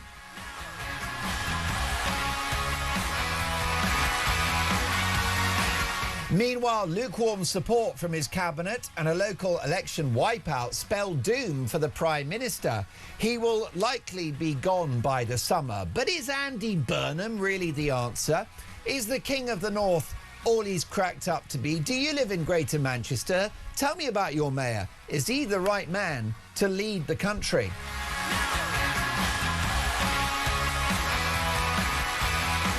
The other big winner from the local elections were, of course, the Green Party, but with its socialist agenda and its focus on matters thousands of miles away in the Middle East, is the rise of the Greens a danger to Britain? We're going to bring you action and analysis from across the political spectrum. I want to get your opinions on the radio and on the telly. You can hear us on DAB+, in-app and online. You can watch the show. Just head to YouTube, search Talk, and up we pop. Thousands of people watch our show every weekend. Find out why.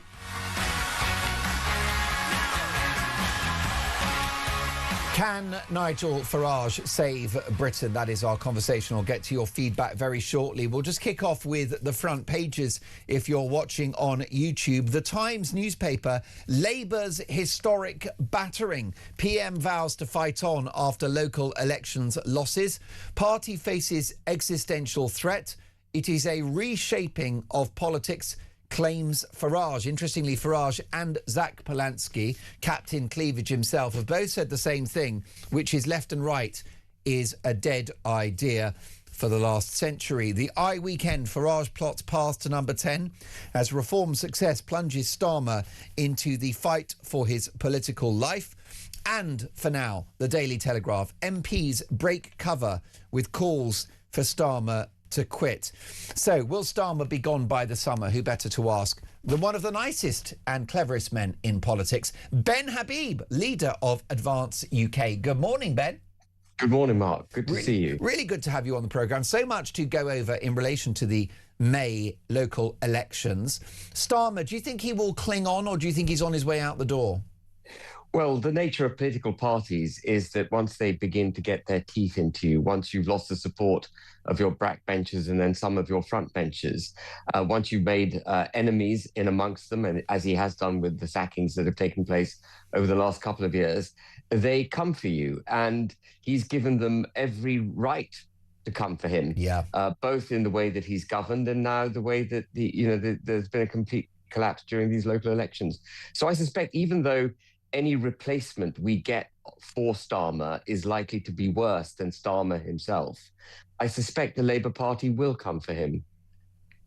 It's the worst of both worlds, isn't it? Either he goes and we get a more left-wing figure in Angela Rayner or Andy Burnham, if he can get back into the Commons, Ben, or we have the awful Starmer who pivots leftwards to keep his party happy and stay in a job. It is. There's no good outcome for the country. But of course, we knew there was never going to be a good outcome from when Labour was elected. For those of us who care about this country, they are squarely part of that uniparty, but to the more extreme end of it. You called it, Ben. You called it in 2024. Well, that's kind of you to say. I mean, I think people did vote for them. So there were some who clearly didn't quite see it. But even the Labour Party got fewer votes in 2024 than they did in 2019 when they lost the general election. And I think what we're really seeing in British politics, the political landscape, is a complete changing of the pieces on the board. In 2019, people gave Boris Johnson a mandate to get Brexit done. He made a complete hash of everything. And even though Labour got this thumping majority, it was on a much reduced turnout. And turnout collapsed really until these local elections, where turnout has been much higher than it normally has been. And people have been voting for parties that they haven't voted for before. And it's a pox on all the mainstream parties because of the way that they've governed the country for the last 30 years. And the people are saying, we want to give our votes now to political parties that actually stand for the United Kingdom, that stand for for the people. Like they did in 2016, asking the government of the day to take back control of the United Kingdom from the EU, and that never happened. And so we're seeing a complete change. The two-party system is dead. I mean, it may resurge, it may come back, they may find their grounding again, but for the moment, the two-party system is absolutely dead, dead, dead. Why, in your view, Ben, have the governing class of this country, the so-called uniparty, Labour, Tories, become so detached from the will of and the best interests of the people. Why has this happened? So I think that is the $64 million question, Mark, because you'd think that with the thumping in the various elections that have taken place and the voter apathy, the lack of voter engagement until these local elections would have sent a signal to politicians to recognize that actually the way they're governing needs to change. But I think so hooked into globalism had we become as a country, it wasn't just the EU, but all the kind of globalist agendas like net zero, taking down borders, mass migration, governing for the globe as opposed to governing for nation states. And this was happening place, obviously, across the European Union. Accelerated during the pandemic, of course. And accelerated during the pandemic. Massive government largesse, massive spending, a creation of a dependency culture right across Western civilization, higher taxes, less contribution for the taxes that you pay, and the private sector being kicked in the shins repeatedly. This is a pattern that has emerged right across the West. And politicians across the West haven't been, well, they simply haven't woken up to it. I mean, even Starmer could save his prime ministerial position if the Labour Party would let him actually pivot to the so-called, I hate the expression, but the so-called right. If he stopped the boats, if he started detaining and deporting illegal migrants, if he had a plan for reducing immigration into this country, if he had a plan to reduce the welfare state, cut taxes, and empower the working and middle classes of this country, he could turn it round on a sixpence. But he won't go in that direction, because that's a direction that virtually all received wisdom for the governing class for the last 30 years has rejected. Most definitely. I'm looking back because it was not ever thus, was it, Ben? I grew up in the 80s. Under Mrs. Thatcher, she stood for choice, freedom, people power, aspiration, social mobility. She sought to empower the population. Yeah, you're absolutely right. And of course, Margaret Thatcher got a few things wrong. I think that she didn't have a vision for how to cope with the deindustrialization that took place when the coal mines were shut and when our shipping industry was on its knees and our car industry was on its knees. But what she did, which was so phenomenal, was for the first time since World War II, reintroduce aspiration into this country, a desire for people to work. And that crucial two words that you just mentioned, Mark, social mobility, the feeling that if you worked hard, you would have the fruits of your endeavors, that they wouldn't be taken away from you, and you would be rewarded. And that connection between working and reward is absolutely critical if an economy is to do well. And we've broken that connection. People are doing better more often than not now on benefits. It's impossible to get a wage rise. When you do get a wage rise, the government takes quite a lot of it away from you. And they're increasing taxes in order to go on funding their various projects. Crucially, net zero, which is perhaps one of the most damaging, expensive projects ever to be practiced by a Western government, particularly our government, which really didn't need to do it.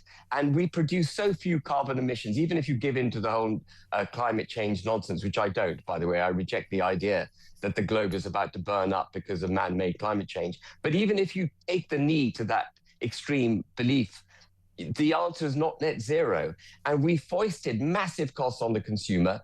We foisted massive costs on our industry. We forced a further deindustrialization of the United Kingdom.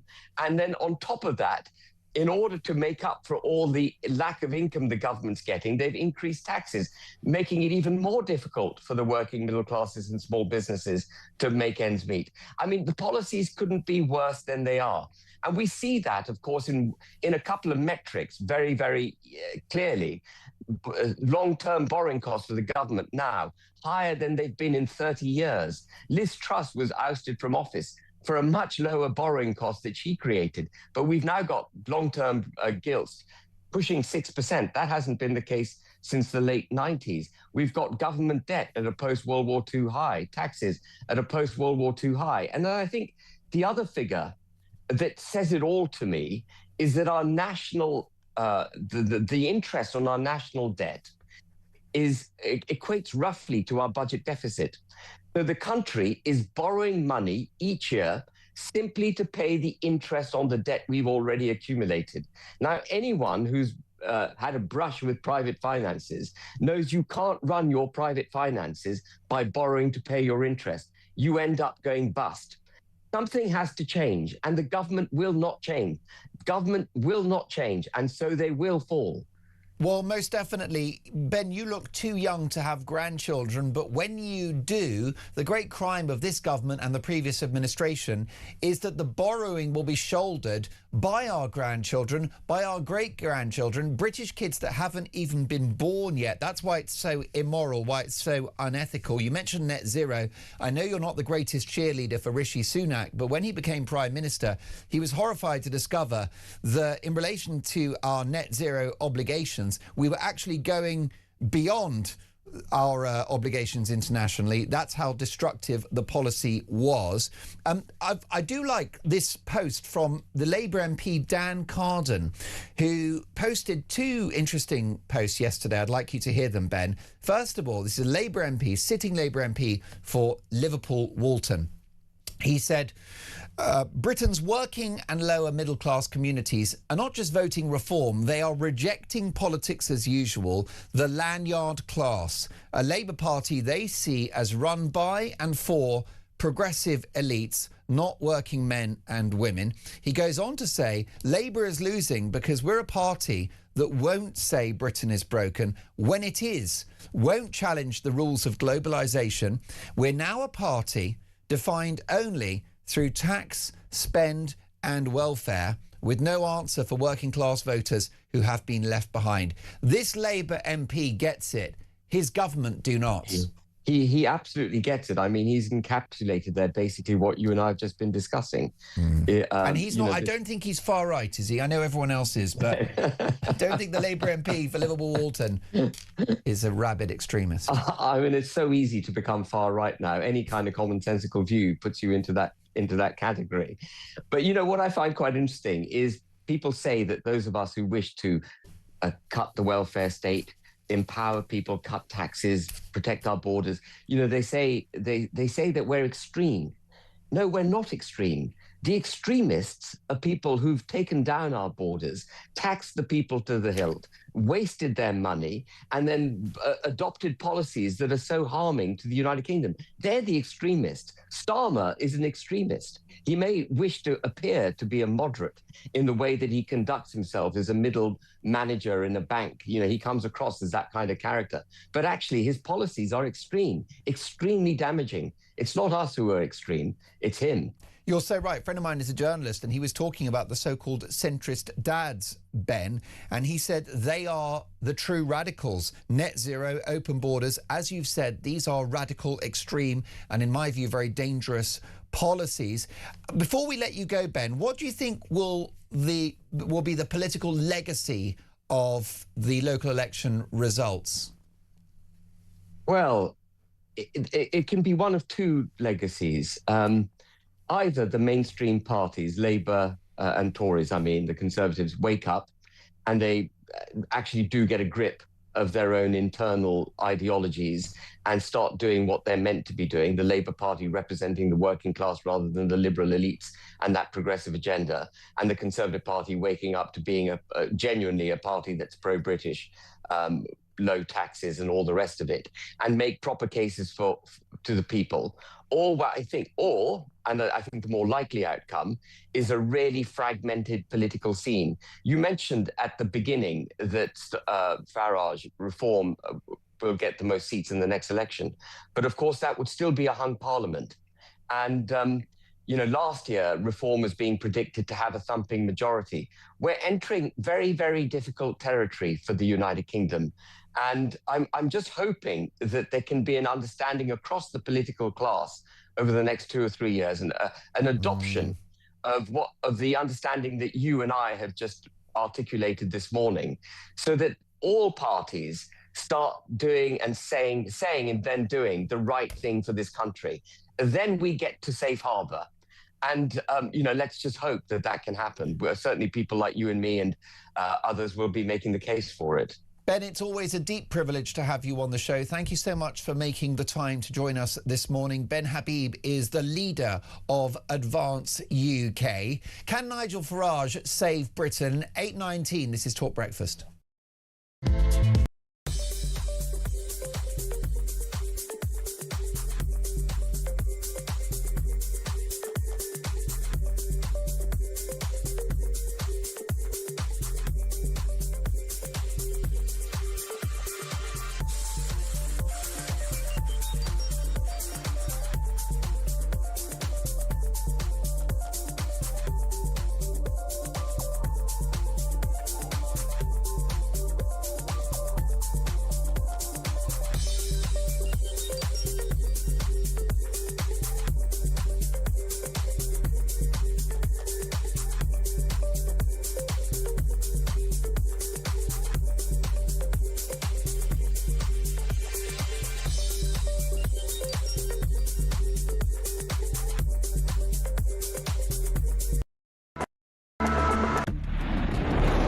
The world is on fire. Russia, Iran, China, conflicts brewing in all of their different regions. They're not waiting.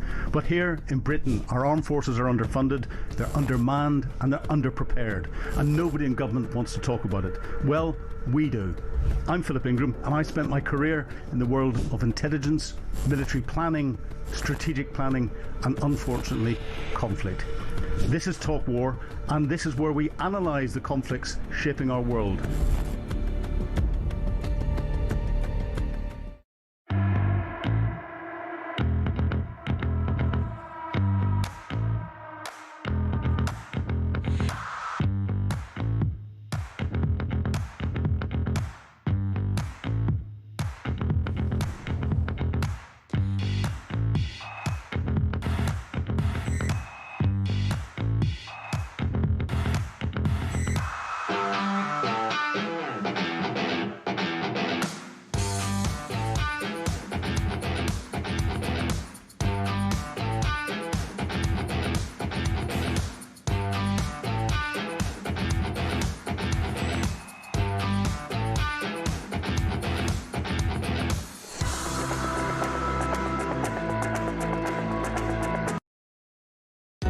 Across the UK, on DAB+, on your smart speaker, on your smart TV, and on your side. This is Talk. You are listening to Talk Breakfast. It is 8:22. Dolan's Dispatch coming at 9 a.m. With me in the studio, political strategist Sebastian Salek and Reform UK councillor Jamie McIver. Boys, good to see you. Welcome to the studio. Sebastian, a rough couple of days for you. What do you make of what happened? Yes, well, I mean, look, it was expected, wasn't it? I think this was largely priced in for Labour. Not a great thing to have to say, let's be honest. I subscribe to the Harriet Harman school of thought on this, which is that the Prime Minister shouldn't step down, but he does need to step up. And I think that is a given. Anybody looking at the state of the government sees that more needs to be done. You've fought hard to have a Labour government. Do you feel that he's equipped to turn this one around? Because many people think that he just doesn't have the political skill or the acumen to actually deliver for the country. Well, the beauty of being the Prime Minister is that you're not making decisions on your own. You've got a team around you, and if there are skills you're particularly lacking in, you can make them up with other players. So I think there are always ways of fixing deficits. The reality is this is a 4 or 5 year term. We've got time to do this. We're less than 2 years through. So it is a premature moment to be making decisions on how the whole thing has gone. But from your point of view, isn't it a bit like England getting to the World Cup final with the wrong manager?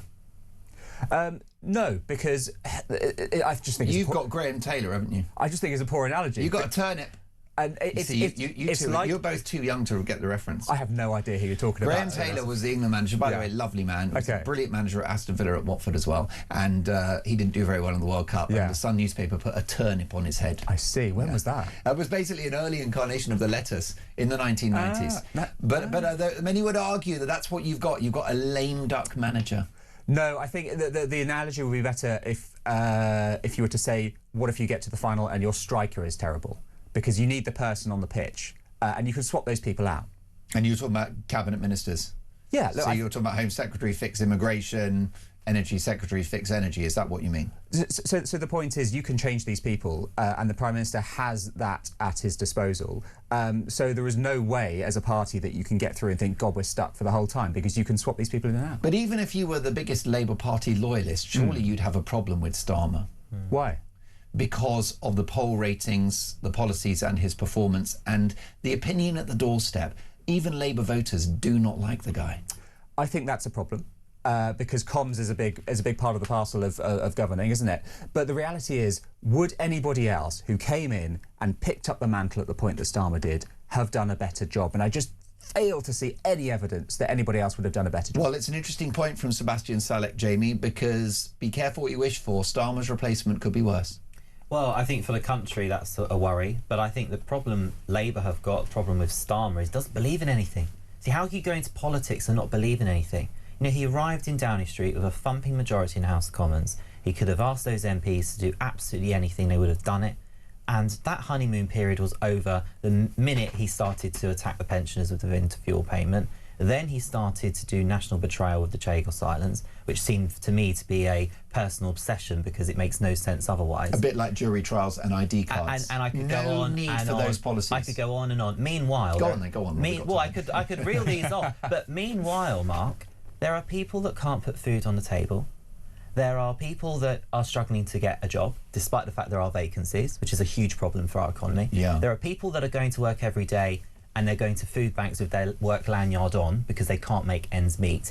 You've got young people who have been signed up to a lifetime of, you know, getting themselves labelled as something and being given up on by the state. You've got the state interfering in our lives in ways that we've never seen before. Two-tier policing.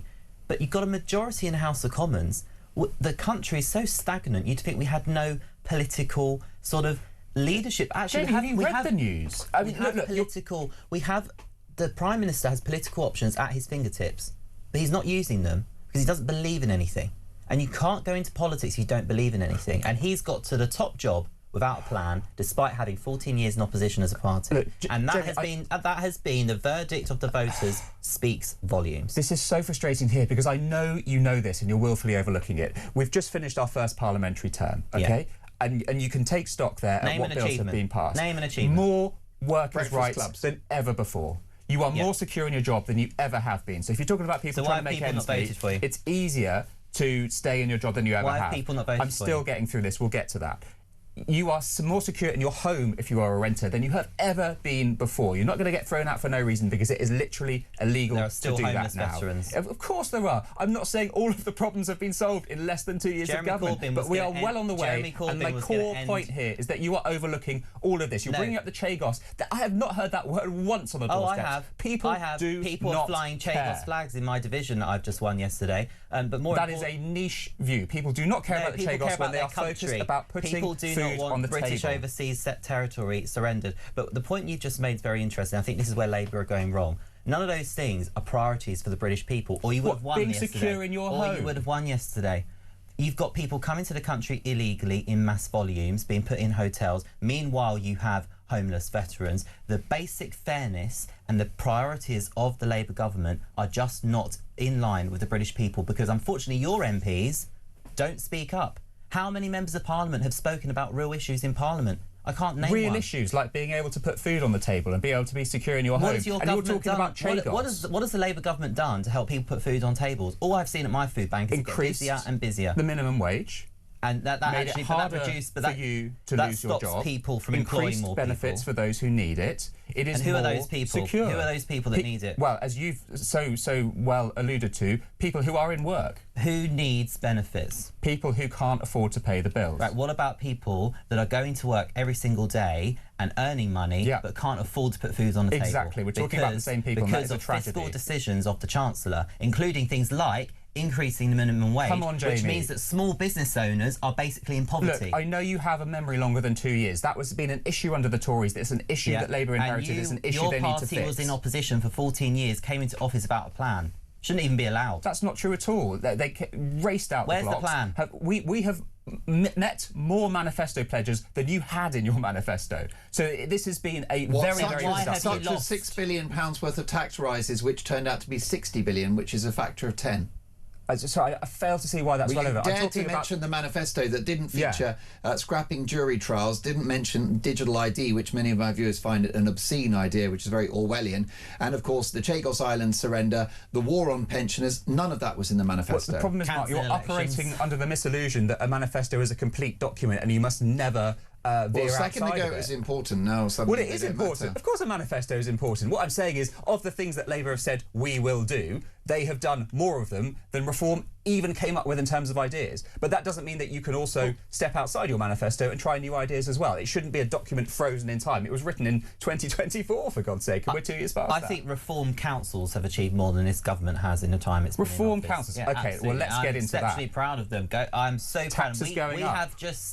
We have just seen the British people endorse Reform UK in local government in the most exceptional way, because our record of delivery in local government is exactly the opposite to the government. We said we would do stuff and we've gone in and we have done it. I'm going to prove the opposite of that. Well, you said in Kent County Council you were going to go in and cut council tax. You're going to reduce council tax. We didn't say you did. It's on the record. It's in national newspapers. And Labour keeps saying and you have done the opposite. You've increased it by the maximum amount. You have betrayed the voters of Kent. I almost wonder if we should be thanking people that say this sort of rubbish, because you speak about voters as though they don't know what they're voting for, when very clearly it says in our leaflets no mention of council tax. And actually what we have done in Kent County Council is exceptional. We have reduced wasteful spending. We've been able to invest in things that matter to people in Kent. And if you want to take other councils, look at Leicestershire. If you're a parent with an SEND child, you have a 50% less waiting time now for ECHPs and processing what is a very stressful time for parents. In Lancashire, children are not getting taxis to school at the expense of the taxpayer. They're going in on minibuses. That saved £5 million for taxpayers in Lancashire, but also it means that children are arriving to school with friends rather than being with a random taxi driver. If you take, for example, in Lincolnshire, what we're doing in children's services, exceptional. Northamptonshire, most improved council, has been nominated. West Northamptonshire, amazing innovation, saving a fortune in tech. There is so many things that we said we would do, and we have done it. And that is why the British people if you voted for a Reform Council and you have a Band D council property, or Band D property, you are paying on average 3.94% more tax than you were beforehand. If you have raised taxes on average in your councils, surely those taxes would have gone up on the watch of any governing party. Of course they would. They went up less under Reform. But they went up. They went up and you less promised to cut them. We are the lowest. We are the lowest. No, we forgot. I don't think you can talk about you have U-turned on your promises, Jamie. Reform UK's council tax figures are exceptional, and they went on every single leaflet because we're proud of it. We have had the lowest council tax rises of any other political party. All I'm saying is if I wanted my taxes cut and I got slapped with a 3.94% increase, you're talking about national messaging, because also we said on that same leaflet we'd stop the boats. I think we all know that a local council can't do that. So what you're talking is complete nonsense. Are you worried, though? Does Sebastian have a point? Are you worried now that Reform could get found out at a local level? Because what you have is a 2 to 3 year dress rehearsal for power locally. Can you deliver? I'm not worried. I'm excited, because what the British people will find out is that what you want is a Reform government to do exactly what your Reform Council has done. I'm not worried at all. I think it's an exceptional opportunity for us to deliver. What happens if the legacy of Reform in local government is negative? Well, I think the Labour Party local government legacy is negative, and they won a supermajority in House of Commons, and the Tory Party record in local government speaks for itself when you just look at the finances of councils, and they were able to win a majority in 2019. Is there a limit what can be achieved at a local level? Is it a poison chalice? At a local level, all you can really do is affect local change. I think that's a reality, and your hands are tied with statutory services. But despite that, Reform UK have been so innovative. Do you know, council officers quite politely say to me in my role as Director of Local Government, they politely say how energised they feel with the breath of fresh air that Reform councils bring so if it's so to their career. And if it's so successful, why have so many of your elected officials resigned immediately? They have. They have. We've seen tens of Reform councillors.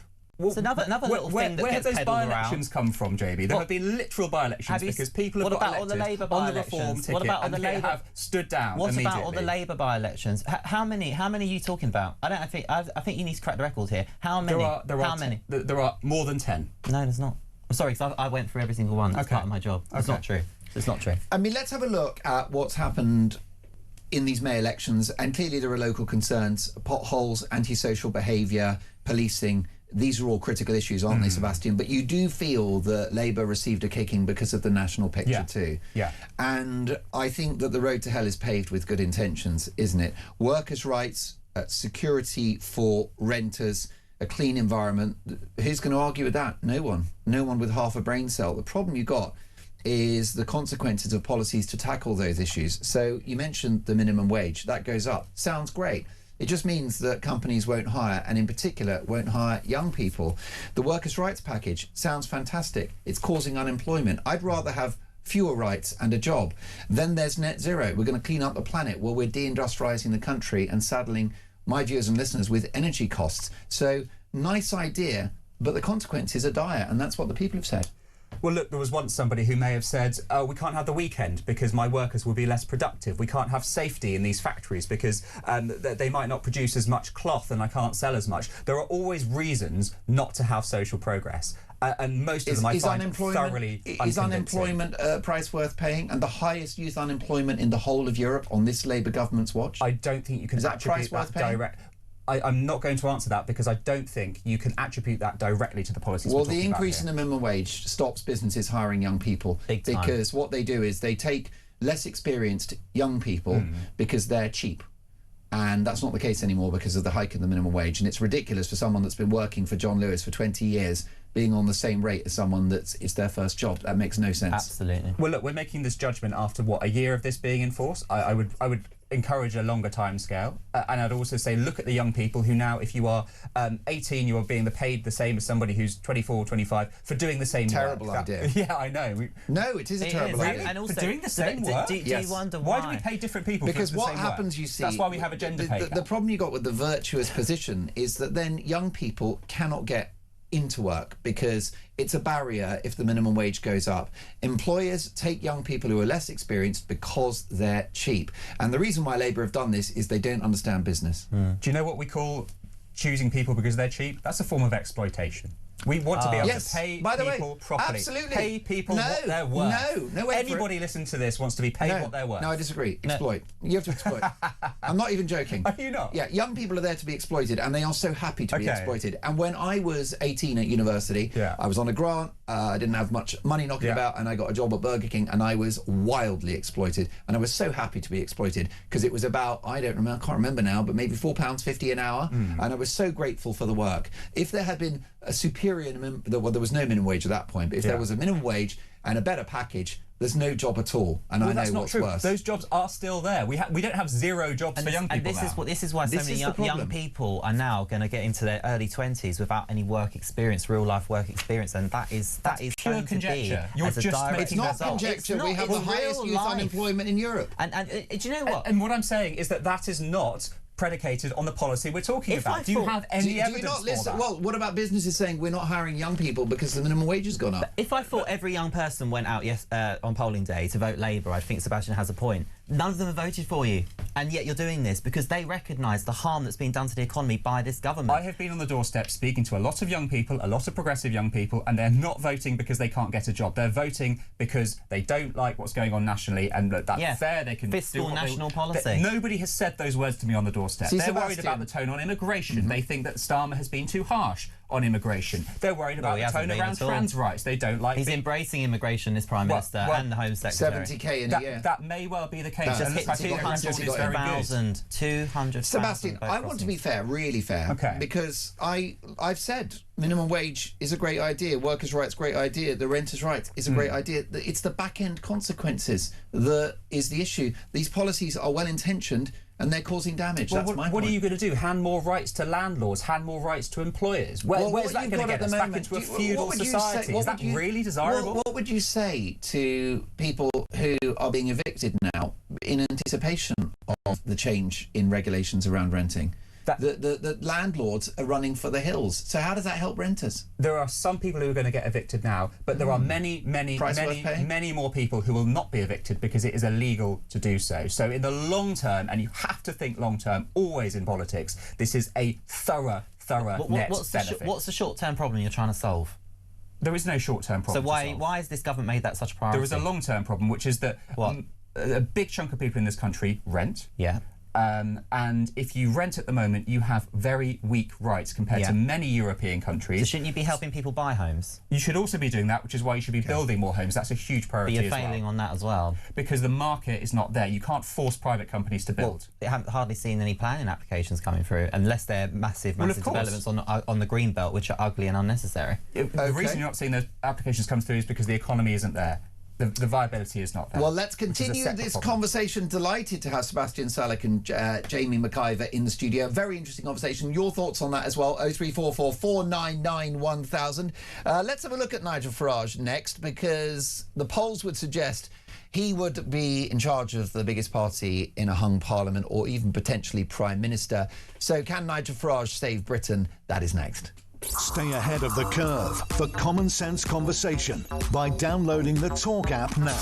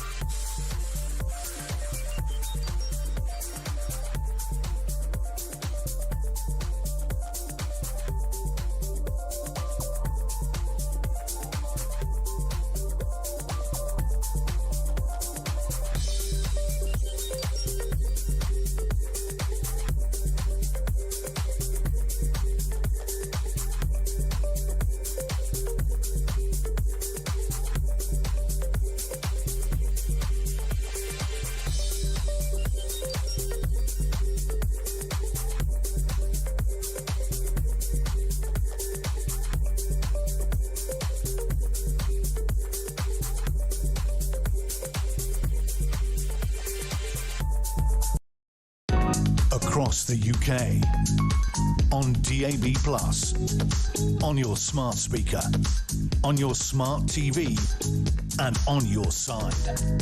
This is Talk.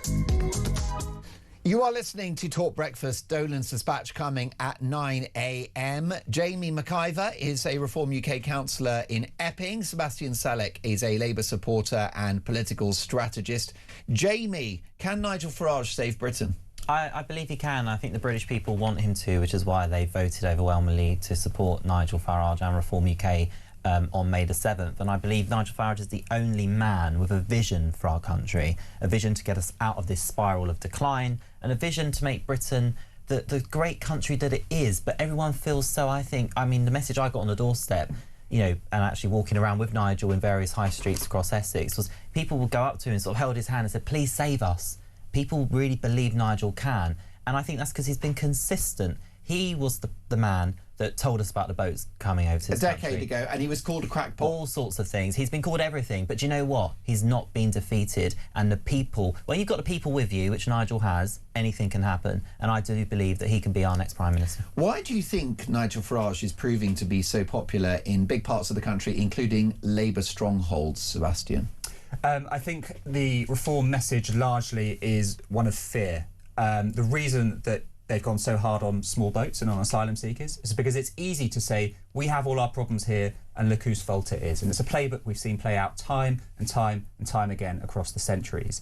What I don't see, and what I would invite you to come in on, Jamie, is Farage and Reform's plan for the economy. We know that the cost of living is the most important thing. And every time you put plans forward, they get debunked and they get torn apart by respected economists. And I would love for you to have a plan.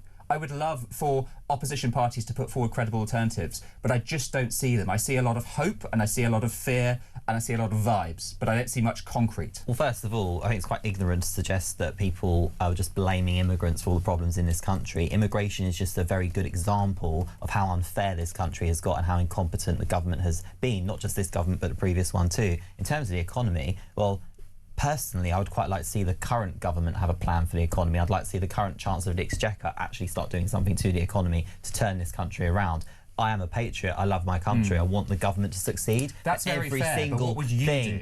Every single thing that Rachel Reeves has done has just brought destruction. Is the economy a weak spot for reform? No, I don't think so. We've got our fantastic shadow Chancellor in Robert Jenrick. He has been laying out plans. What we're not doing, which is what I think the left want us to do, and what I think even the Tories are hoping we'll do, and I haven't seen us do this, is they want us to rush our commitments. We're miles away from a general election.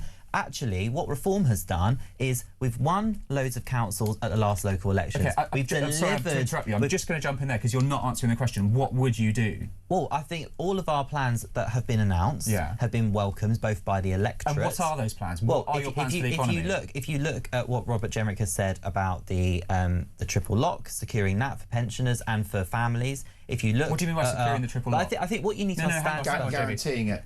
It will cost billions. But we've already got the triple lock, so that's nothing new. You're just saying we would maintain Labour policy. It's something that's concerning pensioners because of what this government's record is on pensioners. Just like we've said, we'll reverse family farm tax. Labour policy is to maintain the triple lock. So all you're saying is we will continue with Labour policy. Reform's vision for the economy is to support people that get up in the morning and go to work, something that this government isn't doing. You could say the same for any party. But what specifically would Reform do? Well, they're going to cut benefits, and they will no doubt reduce taxes on workers. I want to hear it from our Reform representative. Tell me, what are they going to do? First of all, we are going to stop benefits going to foreign nationals. We're going to stop people claiming benefits as a lifestyle choice. These are all things that we are going to do. Okay, so you stop benefits going to foreign nationals. You've saved a few billion quid. How's that turned the economy around? Well, what will turn the economy around is actually having a government on the side of business and on the side of working people. And what does that mean? You're talking in slogans. It's like reading a leaflet. I tell you exactly what it means. It means that when Robert Jenrick enters number 11 Downing Street, he won't be sitting there thinking, I want to go after the rich and I want to go after all these people that are getting up in the morning going to work, which is what I think socialists like to do, and that to fund people and fantasy policies like net zero. My God, what? It's like looking at a Kandinsky. There's just scribbles everywhere. What Robert Jenrick flourishes, but it doesn't mean anything. Is it Jackson Pollock's? It could give me a Pollock, give me a Kandinsky. They all make as much sense to me as what you're saying, Jamie. Because look, I know that on a surface level, it probably sounds very seductive to a lot of people listening. No, it's not seductive. But it doesn't mean anything. It's not seductive. You haven't given me concrete It's our policies. ideology. It's what we believe in. We believe in supporting people that get up in the morning, like the people right now going to work on a Saturday, listening to this show, thinking, God, I can't believe I have to work a 6th day of the week just to make ends meet. I'm glad you noticed that. I took a voice note for a guy that's doing an extra shift today just to pay the bills. Reform and at the moment they get punished for that. Labour believes that. The Lib Dem no, they don't. That does not set you apart. You do not. You do not. Unfortunately, what Labour are your Party specific policies? Doesn't believe in the person right now who's setting up their market stall, the person right now just opened their shop, sweeping the floor, listening to this show right now. They do not feel the government is on their side, and a Reform government will be on their side. I just think it speaks volumes that I've asked you time and time again what your policies are, and all you can give me is we cut benefits for foreigners. That's not all I've said. I've said we will be on the side of people that get up in the morning and go to work. That is the only concrete policy in the last 2 minutes that you have given me. Robert Jenrick has laid out fiscal plans. We had a fantastic press conference on this, but what you need to recognise... Do you know your own party's policy? Of course I do. Or do they not have any policy? Which one is it? I do. We have loads of policies, but what we're not doing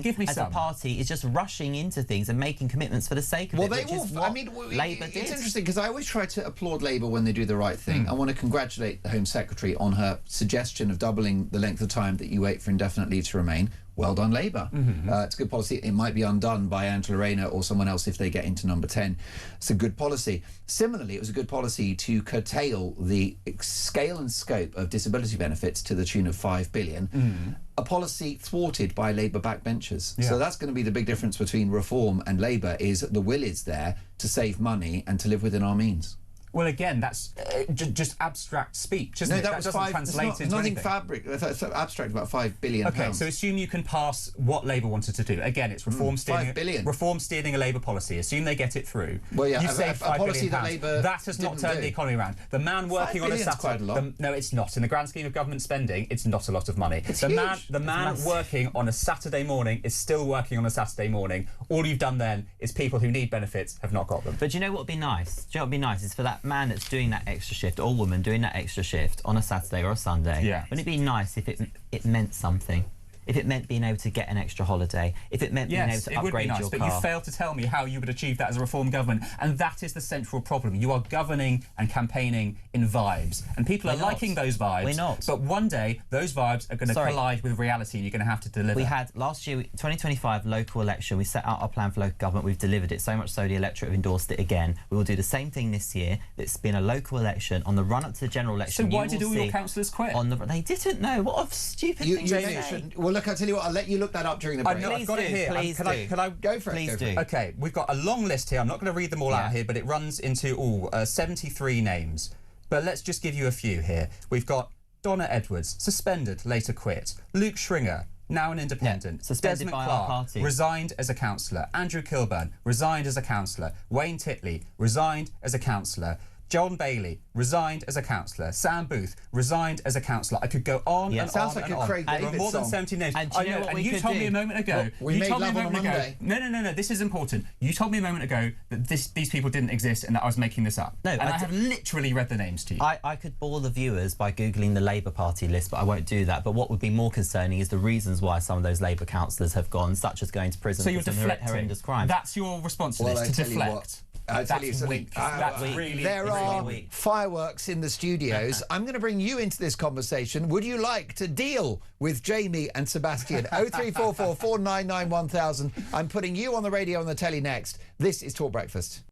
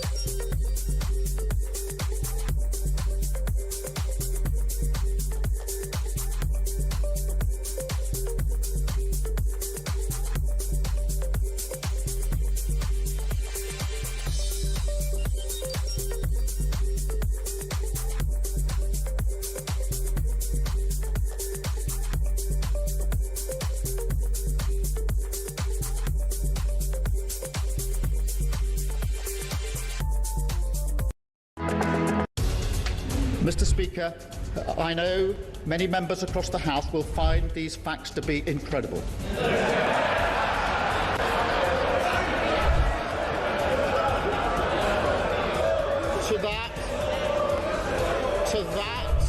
To that, I can only say they are right. It beggars belief that throughout the whole timeline of events, officials in the Foreign Office saw fit to withhold this information from the most senior ministers in our system in government.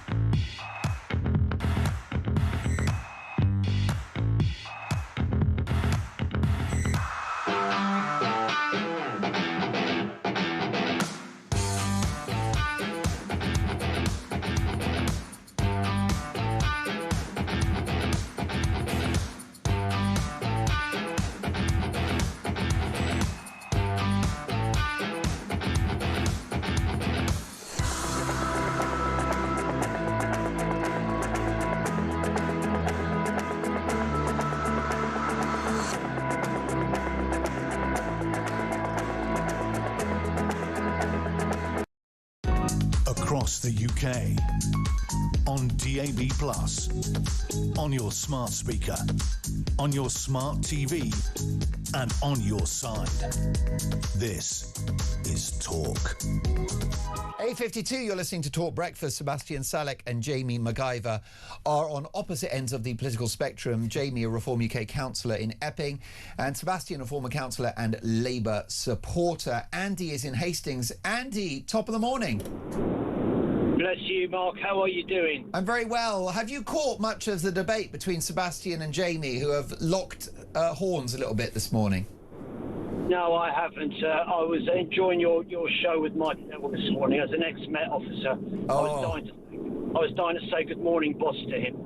He is the boss, isn't he? Well, look, Andy, I mean, a big debate we're having is, you know, can Farage save Britain? I think you've got some worries about that. Yes, I have, and I'll tell you why. Last night, a friend of mine sent me a YouTube short of these three comedians called the News Agents, Emily Maitlis, Chief Rat Lewis Goodall and Mr. Arrogance John Sobel was speaking, I couldn't get over the vitriol which Emily Maitlis was speaking with last night about Nigel Farage. There was no acknowledgement whatsoever that Reform had won well over 1,000 seats in yesterday's council elections, which means a lot of people voted for them. But there was no acknowledgement that this was part of the democratic process, and a lot of us Brits had voted for it. And if ever there was a sort of an advert for why people like me have given up on the Tories, given up on Labour, that was the advert to watch, because they were just so set in their ways, not willing to change their views or adapt or listen or anything like that. And more than anything, Mark, it was just arrogance, arrogance, arrogance. And it just goes to show that they're like their friends everywhere. They're not going to make it easy for Reform. Nobody wants them to make it easy, but they're going to go out their way to try and frustrate the democratic process, just like they did with Brexit. Andy, what a brilliant call. I really appreciate your contribution. Have a listen to the response, if you can, Andy, from Sebastian and Jamie. Jamie, do you recognise what Andy has said there? The frustration of Andy just there is a frustration of probably everybody I spoke to in my own division when I was campaigning on this election, and also reflects my WhatsApp inbox of people post-election who are saying, why is it that it can't just be a mainstream story that Reform UK have just swept success at the polls, and there are still more counts to be done? Nobody's saying that. All you are seeing is vitriol and personal attacks to Nigel Farage, and I think that goes to show that he is the winner in waiting, because the establishment just can't bear it. And the point that caller has just made very well is also about why people just don't vote. 49% of my residents voted in my seat, 51% didn't. And that's because so many people right now think, what is the point? Everyone's the same. And I think that's the hope that Nigel Farage brings, and that's the hope that Reform brings. A different breath of fresh air, unlike the current lot, who seem to win and then not really think about people after they win. Sebastian? I just think it's staggering to pretend that we're burying Reform's successes overnight. You look at the front pages, he's splashed on the front of The Guardian, Daily Express, Farage's vow to fix Britain. Let's scroll up a bit. There we go. Big picture of Big Nigel on the Daily Telegraph. I think Andy's talking about the left. The left? Andy's talking about, you know, the Newsagents, which is a left-leaning political show. And Andy's saying the contempt and vitriol, and his concern is that when broadcasters and other politicians attack Reform as far right and extremists and divisive and dangerous, what they're actually doing, Andy would say, is insulting those that voted for them. Yeah. I think if you are trying to argue that Reform does not have extremist views, then you have a fundamental misunderstanding of politics. They want mass deportations. When did we get to a point where that was not considered extremely right-wing? Well, the first thing they want to do is get rid of anyone that's here illegally. Surely that's uncontroversial. That is, it depends who and what and how, really. So are you therefore calling Andy an extremist? Andy, are you still there? Yes, Andy, I am. Are you an extremist, big guy? Don't put words in my mouth. I'd love to answer that. You see, your commentator there. There you have it. There is the evidence of what me and thousands of other people are talking about. The arrogance of those words, basically saying that people like me are extreme. Did I say that? No, that was me. I was being unfair on Sebastian. So I don't think Sebastian calls you an extremist, Andy, but he's worried about Reform. But he's insinuating, that because we vote Reform, we are extreme. There's the arrogance. Did I say that, Andy? Or is that your influence? Do you think wanting mass deportations is extreme? I don't. Do you think it's extreme? Mass deportations of legal immigrants. Let's remember that. Andy? People who arrive here illegally, Let me tell you a very, very short story. I'm not going to bore you for too long. I was at a petrol station the other day where I live in East Sussex. A lady was working there on her own. It was manically busy. But she was working with a smile. She was serving people at the counter, taking the money for the petrol they bought. She was serving cappuccinos. She's going to go back home. Probably she's got a family waiting for her, and she's going to look after the family as well. She's working so hard. How can you arrive here? And you end up getting everything for nothing? That's what we're talking about. That's not what happens when you arrive here. You don't get everything for nothing. Well, do they pay for their free meals? You're in dreamland. Keep on dreaming. Yeah, you're in denial, like your friends on the news. In denial about what? Well, they get. Do they pay for their hotel? Do they pay for their meals like we all do? Do you envy asylum seekers who come here and live in awful hotels? People that enter the country illegally, yes, okay, are not asylum seekers. Briefly, Andy, I've got clock's against me. Give me your final thoughts in a couple of seconds, Andy. Well, you know what? Get your left-wing commentator back on. He's a great advert for reform. We're going to smash that. Andy, thank you for your call. I really appreciate it. Andy, call me again soon. Have a good day. Sebastian, I mean, do you just think that you've got to look at reform and go, hey, people are voting them for a reason? I mean, I'm very impressed with Dan Carden, Labour MP for Liverpool Walton, who said Labour is seen now as sort of the progressive elite party, not working men and women. Look, I think the association with Labour and the working class broke a long time ago, and we can't think of politics in those, if you are this, you will vote for this. You're on a hiding to nothing there if that's your analysis of the British political landscape. But we can't ignore reform. Of course we can't. They are in the ascendancy, and we have to talk to those voters who have gone to reform and try to win them back. You take it back that they're extremists, right? I never said that. Oh, no, the party, the policies. Yes, of course. If you advocate for mass legal deportations, that is an extreme view. My thanks, Jamie McGiver, Sebastian Sallet. Really appreciate both of your time. Catch up soon. This is Talk Breakfast.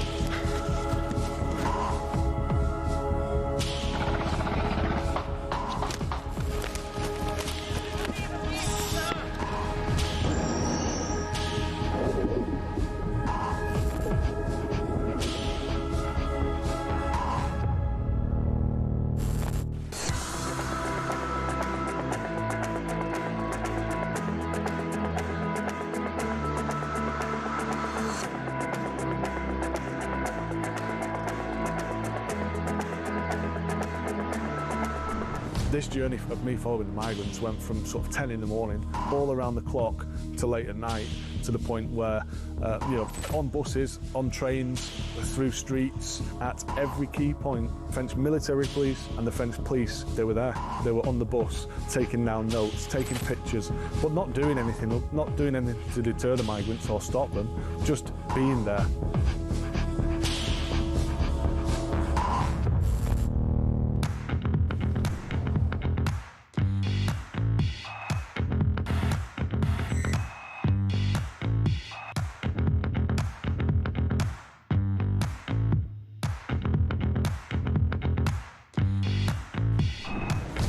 I was sat in the tent and he was showing me through photos of his phone, scrolling through. This was barbaric, horrific stuff. Blokes going through walls in vehicles and then jumping out and shooting everyone. His WhatsApp picture was him with a mask on, with a gun like that. You're in a tent with this guy? I'm in a tent with this guy, and actually he's just showing me this stuff. I'm just thinking, this is not the kind of bloke you want to be coming to the UK.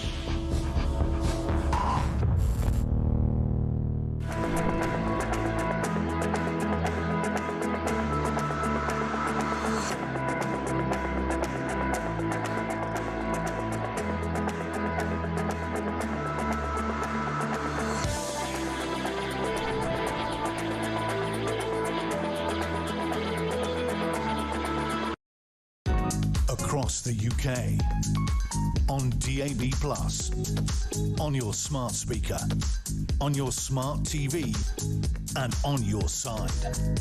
This is Talk.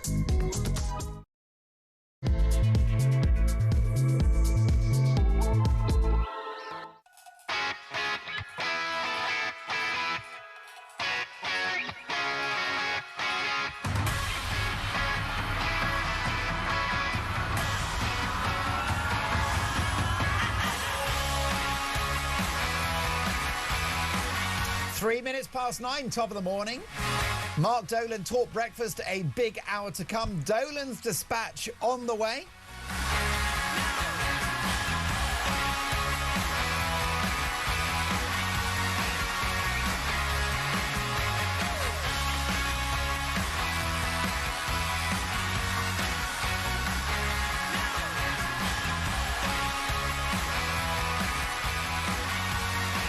So much to get through.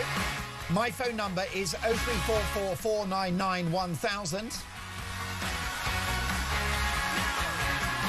And breaking this morning, Reform UK on target to be the biggest party at the next general election.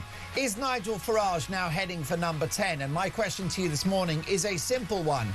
Can this maverick politician, the eternal disruptor, the thorn in the side of the establishment, save Britain? Book your place on the show. We've decided to donate the final half hour of the show, 9:30 to 10. Your calls, texts and voice notes.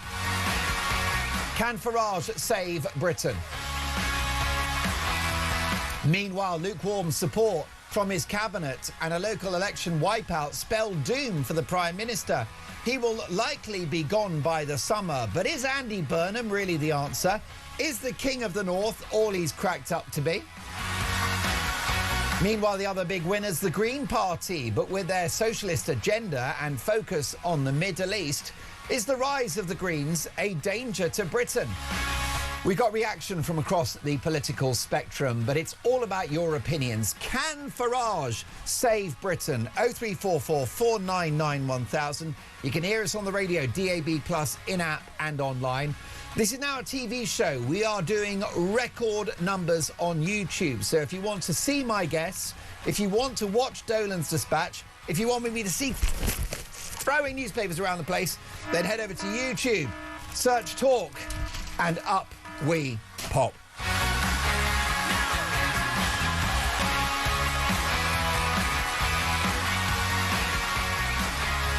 And we kick off, as always, at this time every Friday and Saturday and Sunday with Dolan's Dispatch. And lovely Dean, get me a call to respond off the back of if you can. The people have spoken. The verdict on this remarkably incompetent government is in. Labour have been swept away across the country, including in their heartlands, the big cities, the northeast, the Midlands, London, you name it. It's worrying that so much support has gone to the Green Party, which is a Trojan horse, a front, a proxy for pro-Gaza sectarian politics. The Green Party of 2026 has got nothing to do with nuclear weapons and being against them. It's got nothing to do with live yoghurt, compost heaps, recycling. It's got nothing to do with windmills or solar panels. The Green Party's leader, Captain Cleavage himself, Zach Polanski, has been revealed once again this week as a total fraud, having posed as a spokesman for the British Red Cross, having previously told women that they can expand their chests with hypnosis. Well, anyone that voted Green on Thursday has made a complete boob. I can't extend the milk of human kindness to anyone that backs this extreme left-wing, open borders-loving, insanely woke, Islamo-communist political party. Be clear, the Greens are incredibly dangerous. The truth about Zach Polanski and his gang of be kind charlatans will be clear for all to see by the time of the next election. More significant is the extraordinary success, the historic success of Reform UK, who have swept the board in council seats that have been in Labour hands for the best part of a century. Sensible voters on the left and on the right have had enough of illegal immigration, which is costing billions of pounds a year, threatening the safety of our citizens and destroying our communities. Ordinary people on the left and the right have had enough of the insanity of net zero, which is economic and industrial suicide and won't even save the planet. Voters on the left and the right have had enough of the cult of welfarism, where you're better off staying at home, guzzling Domino's pizza and watching Netflix rather than setting your alarm and going out to work. Ordinary folk on the political left and on the right have had enough of Keir Starmer, a human weather vane, a man who thinks and believes in absolutely nothing. This is a guy that's barely human. He's an empty vessel. He's Britain's first AI-generated Prime Minister, the political manifestation of ChatGPT software gone horribly wrong. And following this rout in the local elections, computer says no. Starmer is toast, absolutely. But at the next election, voters will have all Labour MPs for breakfast. They've got egg on their faces, folks. They're silly sausages. And soon, every single Labour MP will be waking up and smelling the coffee. 0344 499 1000, your reaction. I'm dedicating the last half an hour of this show to your calls and voice notes. Herbie is in Harrow, which is a very plush suburb of London. Hello, Herbie. Good morning there, Mark. Top of the morning. Well, what a result for reform as this is local issues, not national issues. And I think if reform gets this right now and deal with all the local problems, they will open the doors for the grand national or a grand opening of forming a government, because I think this is the only way we're going to be able to do it, to show we can perform and we can do what's necessary. It's the last chance corral for everybody, this one. The last chance. Is there a danger that Reform UK will get found out in local government, Herbie, because they've got a 2-year dress rehearsal now for power? Yeah, well, if they should get this right. They've got to get together. I mean, to say, I stood in Bungay and I actually got a very good result, considering that I wasn't a known person and they didn't live locally, and I came second in it. And it was talking to the people. We've got to talk to the people to get what they really want and what they need. Forget about party politics. Local issues is the thing that we've got to deal with now. And then once we do that, then people can see we can do what they want us to do. This is what we've got to do, Mark. And what do you make of Nigel Farage's character? Do you think he's the right sort of human being to be in number 10? Because in my Dolan's dispatch, I've singled out Starmer for criticism because I don't believe he has any ideas whatsoever. There was no plan for government, and I worry about his character as well. Well, Nigel is a great guy. He's a very nice guy. He mixes with the people. He talks to the people, and he does what he wants to do. He's leading the party because he knows exactly what people are looking for. He keeps to his promises. And look at the following he's got there, Mark. I mean, it speaks for itself. Is it snake oil? Is it snake oil? Is it headlines? Is it kind of three pints in sort of politics, sort of back of the fag packet stuff? No, I don't think so. I think he's learning. I think he's learning and picking up all the ideas and getting it together. He's getting all that together. Look, we're going to get knocked every time we come because people are now afraid of losing their position. Earlier on your programme, you said, sorry, the voters don't know what they're doing. What are you talking about? Oh, yes, if they won, the voters know what they're doing then, don't they? Mark, this is the time to clear politics up, to get things straight, to get things right, to get this country back on its feet, to get this country great again. We've got this last chance to do it. We must prove we can do it, and I'm sure we can, and I'm sure we will. Well, I agree, because, Herbie, I'm going to come to Andrew in a second, but Herbie, while I've got you, it's very difficult to know what exactly Starmer stands for, even though he's been Prime Minister for the best part of 2 years. I'm not sure what Kemi stands for either, but if I were just to jot down what I think Reform and Farage stand for, I would say it's strong borders, cheap energy, law and order, and the economy. There you go. That didn't take long, did it? No, exactly. Mark, you've hit the nail on the head completely. And now is this chance now. I'm sure that over the next few weeks, Reform will get everybody together to start acting as we should be as a party for the country. And I'm sure we'll come out on top and we'll get this right for the general election. I'm sure we're on the march to winning the general election if we do things what we now got to do.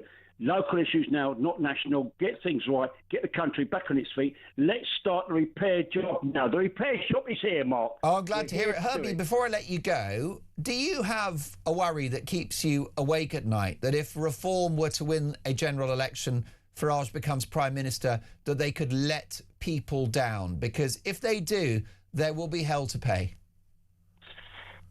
It's a very difficult one, Mark. I mean, to say we're never going to please everybody. Listen, this is our only chance we can do. If we don't get things right, Mark, we're out next time. And we're only blame ourselves if we do.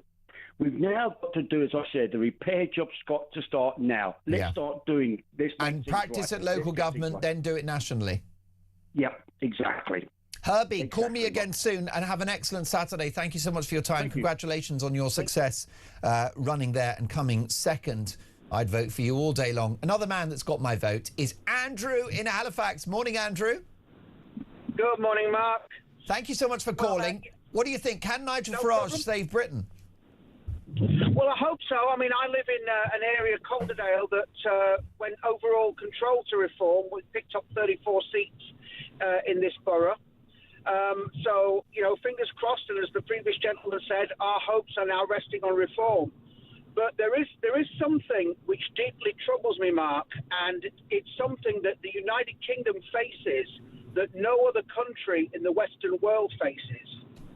And that is that we now are going to have a three-pronged approach from parties who want to destroy this United Kingdom that my ancestors and yours and millions of others fought, but they want to take a constitutional brick hammer to it and smash it to pieces under the guise of so-called Scottish and Welsh independence. And that must not be allowed to happen. It must not. The other thing I worry about, Andrew, I worry about riots on the streets if Reform win the next election by political agitators. I worry about the bureaucratic blob, but I also worry quite a lot just about the economy and what Labour could do to it before the next election. Are you worried about a scorched earth policy? I am, and you only got to follow some of the fantastic independent YouTubers who film in and around Manchester every weekend to see where the vast bulk of political violence comes from, and it doesn't come from the right and Reform supporters. It comes from Antifa and Greens and the radical left. I implore anyone to tune into those YouTubers to get a real, Falcon's eye view. Do you want to name check? Do you want to name check some of those great accounts? Yeah, Charlie Veach. Yep. And Charmaine Unfiltered and the All or Nothing with Billy Moore. They're three of the best YouTubers out there.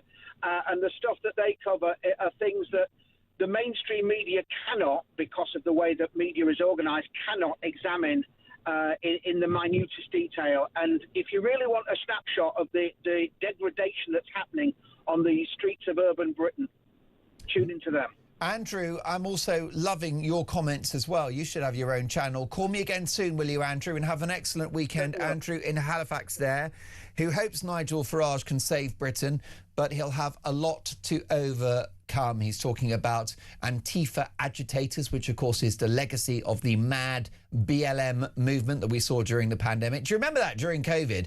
We had to have lockdowns. You couldn't go out unless you were going to protest George Floyd. Make it make sense. Thank you for that. Listen, we're donating an entire half hour of the show, 9:30 to 10. Your calls back to back. Got a full switchboard, but join the conversation, 0344 499 1000. Can Nigel Farage save Britain? That's next.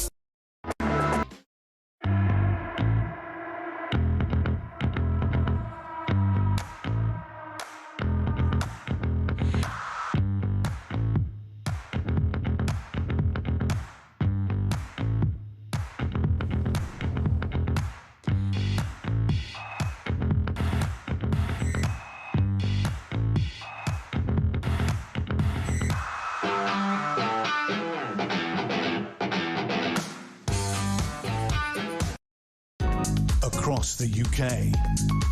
On DAB+, on your smart speaker, on your smart TV, and on your side. This is Talk. Kate Ferguson is the Sun on Sunday's political editor. She joins me live in the studio. Good morning, and what a busy week you've had. I know, it's been crazy. Finally, the local elections were here and they did not disappoint in terms of the carnage. Yes, have you outlined a sort of timetable for your departure as political editor of the Sun on Sunday? Oh, well, I like to keep them guessing, a bit like Keir Starmer. Well, I'm told it's a 20-year timetable, which is the exact length of your mortgage. Baby steps, yeah. Really good to see you, and yeah, what a frantic week. We'll get to Farage because that's a big conversation we're having this morning, but the Prime Minister, the small matter of the incumbent in number 10. How much pressure is he under? Has he ridden out the storm? So he is under pressure. We've seen more Labour MPs this morning break cover, calling for him to go, including Clive Betts, who's quite a it's not very kind to call him a grandee, but, you know, he's been around a while, Clive Betts. Now, it does feel like some of the mutiny against Keir Starmer is fizzling out. We've not had a single cabinet minister break ranks saying he's got to go, and that's really what we were waiting for. We've always thought that any mutiny against him would need some cabinet backing at least.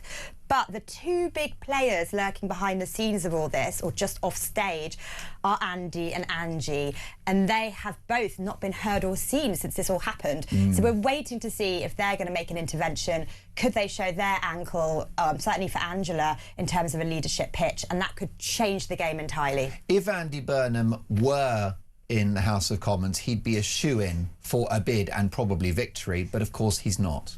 I agree. You know, Andy is popular with MPs, he's currently popular with the public, but he's not an MP. So what that means for your listeners is he just can't run at the moment. What he needs to do is try and convince the powers that be to let him try and fight a by-election and get back into Parliament if he's ever to be leader.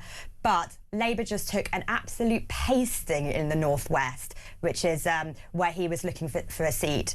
So there's no indication that Labour can actually win in the North West when Reform surge is so high. So Andy's still plotting his comeback to Parliament, but it looks less likely. Why is Andy Burnham the figure, the tantalising figure that the party could unite around? What is it about him and his political grounding that is so attractive? It's just the king across the water. So Andy Burnham has had lots of different political groundings, really. You know, he came into politics in the era of Blair as a kind of quite smooth Blairite. Then he went off and became Great Manchester Mayor, and he's got a bit more kind of quote-unquote soft left, a bit more everyday bloke. Free bus travel, that sort of thing. Exactly, but tacking a bit more to the left. But obviously mayors don't have quite the same scrutiny or the same role as MPs.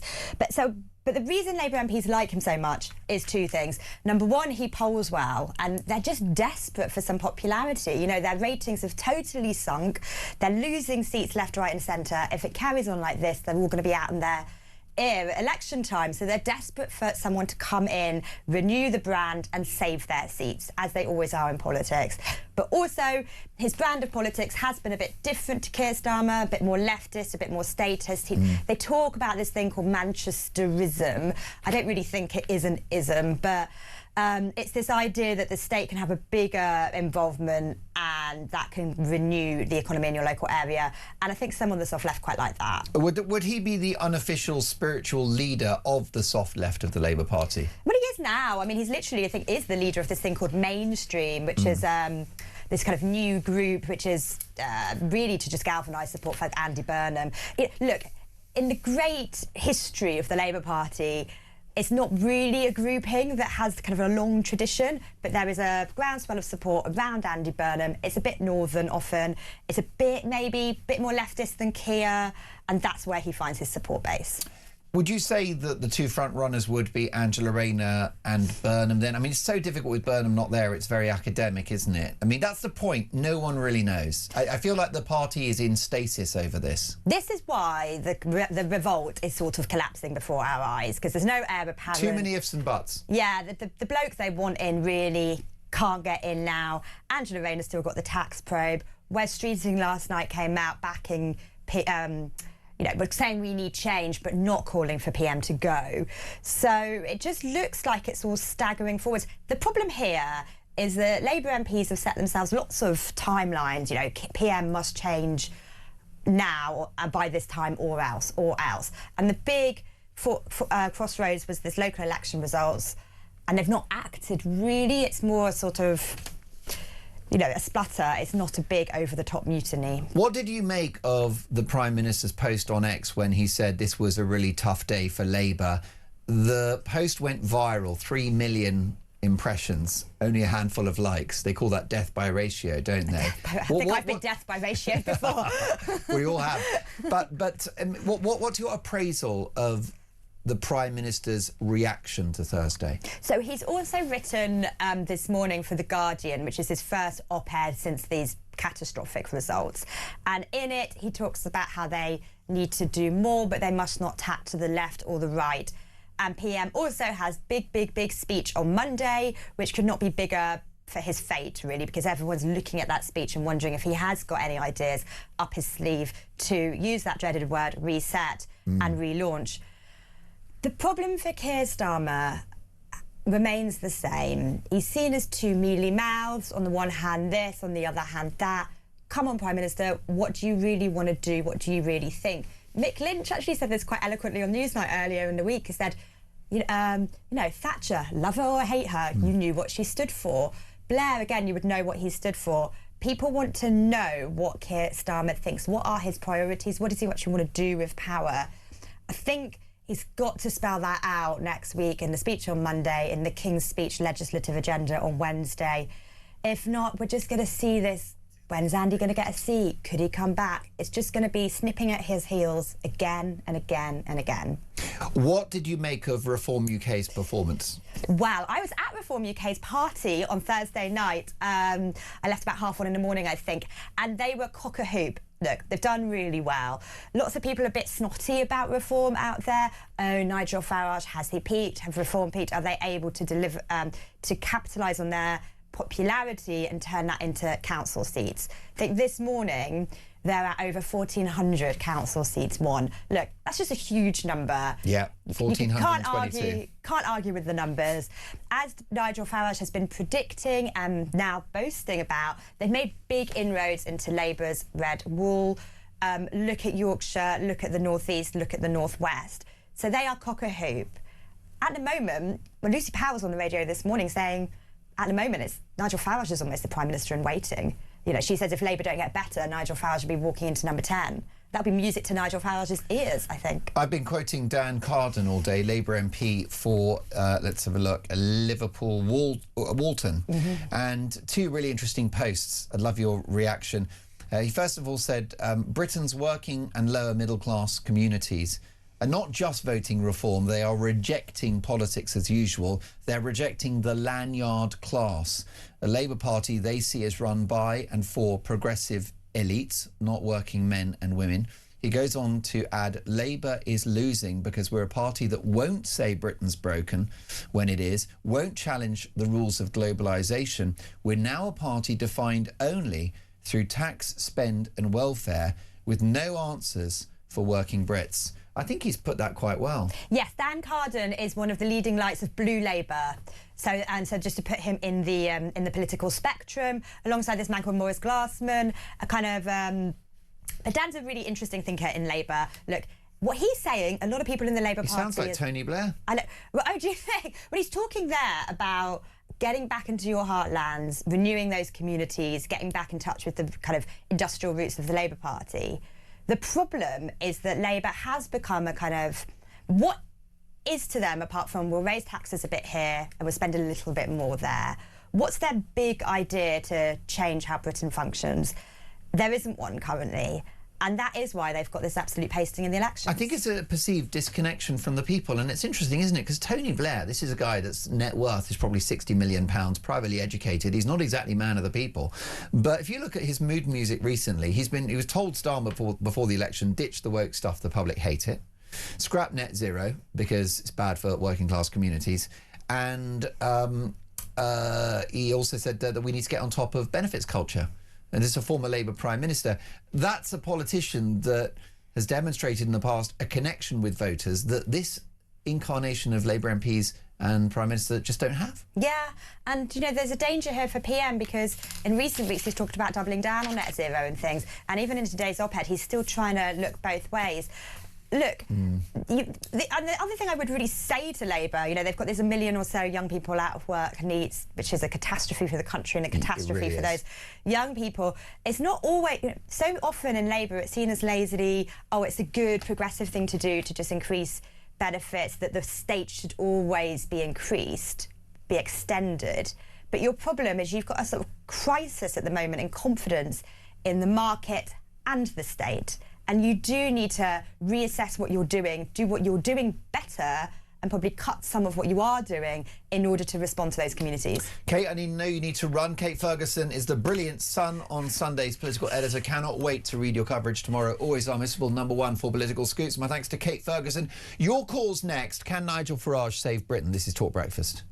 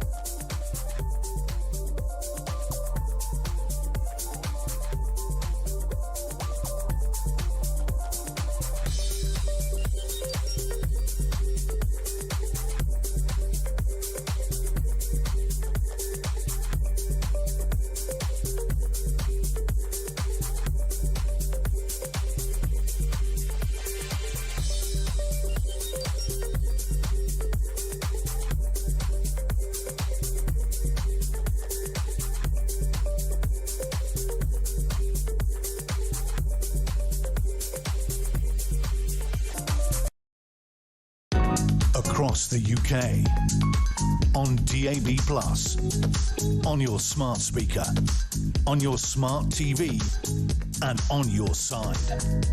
This is Talk. You're listening to Talk Breakfast, 9:31. The brilliant Alex Phillips is up at 10. I'm back tomorrow, of course, for more Talk Breakfast, 6 a.m. till 10 a.m. Can Nigel Farage save the country? Paul's in Manchester. Hello, Paul. Hello, Mark. How are you? Brilliant. Top of the morning, Paul. Lovely to have you on the show. What did you make of the Thursday results? What do you think's going to happen? Can I just say on my platform, I put a play on words, vote, silent protest. I put silent protest because if we go out there and as groups and say what we feel for this country, we get beaten by the police and called far right. It's true. And I put a result was the roar. We have roared. And I was telling you what, you keep asking about can Nigel Farage save Britain? Can Keir Starmer? No. He wants to sell us out. He's not interested in us. He wants to get over to Europe and sit on their chairs. Not interested in this country. Well, that's right. This is a guy that said he preferred Davos in Switzerland and the global elite rather than Westminster, which is the home of our democracy. He's not interested in us at all. He's interested in getting people to... He thinks the Muslim people are going to vote and save him. They've not come up and saved him this time. We've had enough. Paul, you're dead right. Do you have hope in Nigel Farage to turn things around if he wins the election, the general election? Absolutely. That man will be in a corner and he will come out fighting. Starmer will just come on. It's not my fault. And what attracts you to Farage? Do you feel that he does have the people at as his priority? Well, of course he does. He goes out there, he sits in a pub. He's not getting bouncers telling him to get out of the pub. Yeah. They're bringing him in. They want to hear what he's got to say. When you hear Keir Starmer, the first syllable that comes out of his mouth, I turn the volume down. I'm not interested in what he's got to say. He's annoying. He's annoying to watch. It's annoying to hear. His policies are wrong. They're not for me. And Paul, do you think Farage can win a general election? I hope Nigel Farage can win the next general election. And you know what? It will just scream victory for this country. This is our third world war. This. And why do you use that language, Paul, of war? Well, this is a battle that he has sold us. He's selling us out. Shabana Mahmood, we've lost control of our borders. So it's a fight. It's a fight to get our country back, basically, is what you're saying. Well, of course it is. You know, I go to work to pay for my family, not to pay for someone that's come over on a dinghy, mate. I know. I don't listen. And when they come over here and they get a house, that's not the end. They get a massive support network behind them, each and every one of them. I've seen it. I've lived it. And of course, half of them get to stay, which means there'll be a drain on the taxpayer for the rest of their lives. They're not going to go and get a job, are they? Would you go and get a job if someone's giving you that money? Why would you? I mean, you'd be mad to. Why would you? Why would you? And why would you go? Listen, what I do for a job, I see them leering at our girls, leering, and I think I can't do anything to protect these kids, and they are kids, and I see it all the time. Well, that's right, because we hear, don't we, Paul, about rapes and sexual assaults, but what no one talks about is the so-called low-level harassment as well. Oh, listen, a girl was walking, just a normal-looking girl. I don't mean to be insulting to normal-looking girls, because they're all great. Of course. Was walking, and I thought some who looked like a migrant was asking her for change, and she just carried on walking, but he was following her. She was just like not interested, but he was following her and looking her up and down and everything. And this is in the morning in Manchester. And it just feels like it's a different attitude towards women, isn't it? Absolutely. They just not got no respect for women whatsoever. They think that they're theirs, that they're property, not people. Paul, I really appreciated your call. Will you call me again soon and have a great Saturday? My thanks to Paul in Manchester there. Of course, there's no evidence that the person that Paul encountered was necessarily a migrant, but what is quite clear is whether it's via unchecked high levels of legal immigration or especially the boats crisis, you do have scores of men coming to the country who provably have a different attitude to women, and there is no denying that. Lovely Joan is in Sunderland in the northeast, where Reform did very well. Hello, Joan. Hello. Joan, what do you think? Can Nigel Farage save Britain? I'm hoping he can, but it's going to be very difficult. But he has to take us on the journey. He really has. All these departments have to be opened up. I would like to know about Serco, the accountability of it, if it's handling the money correctly or not. Yeah. When they're given... going to landlords, asking them to give migrants homes, rent paid for so many years, repairs done for so many years. Long contracts, 10-year contracts. Yes, and landlords are given Section 21 notices to people, no-fault evictions. That does my head in, especially when we've got our veterans living on the street. I want accountability for all of that. That door opened. How much money Serco is giving out to accommodate and to facilitate everything for migrants. Secondly, I want net zero, that door wide open. I want to know exactly how much net zero is costing this country and is doing wrong for this country. I want to know how many oil wells are being killed. I want to know what GB Energy does and stands for. I want to see how full the books are for Chinese windmills and solar panels, etc., etc. I want light shining on how we can afford to give money to France for doing SBA. I want to know how we can afford to give 100 and something million for condoms for Pakistan. All these things, I want a light shining on these things, but Nigel will have to take us with him. Expose all these things so people understand, and then we can vent our rage on the people who deserve it. He's going to have a hard task. The civil service will throw everything at him. Human rights lawyers, he'll be able to paper the walls with things he gets off those. It's going to be very, very difficult. But we have to be with him, he has to be with us, and we have to go the journey together. Joan, I completely agree. You've made a very important call today because I think one of the great consequences of a political revolution is that if at the next election there is seismic change, one thing we will have is accountability. We will just see, Joan, the extent to which the state has been at odds with the British people. Yes, and can I say one more thing? It's about benefits and what have you. It really annoys me when you hear of people who have come into this country and get benefits, but also we have our own dodgers as well. We do. And I know someone who has a relative who has epilepsy and has multiple seizures a day. They don't get a penny. They're told to go and get a job. To me, that is wrong. I want that wrong righted.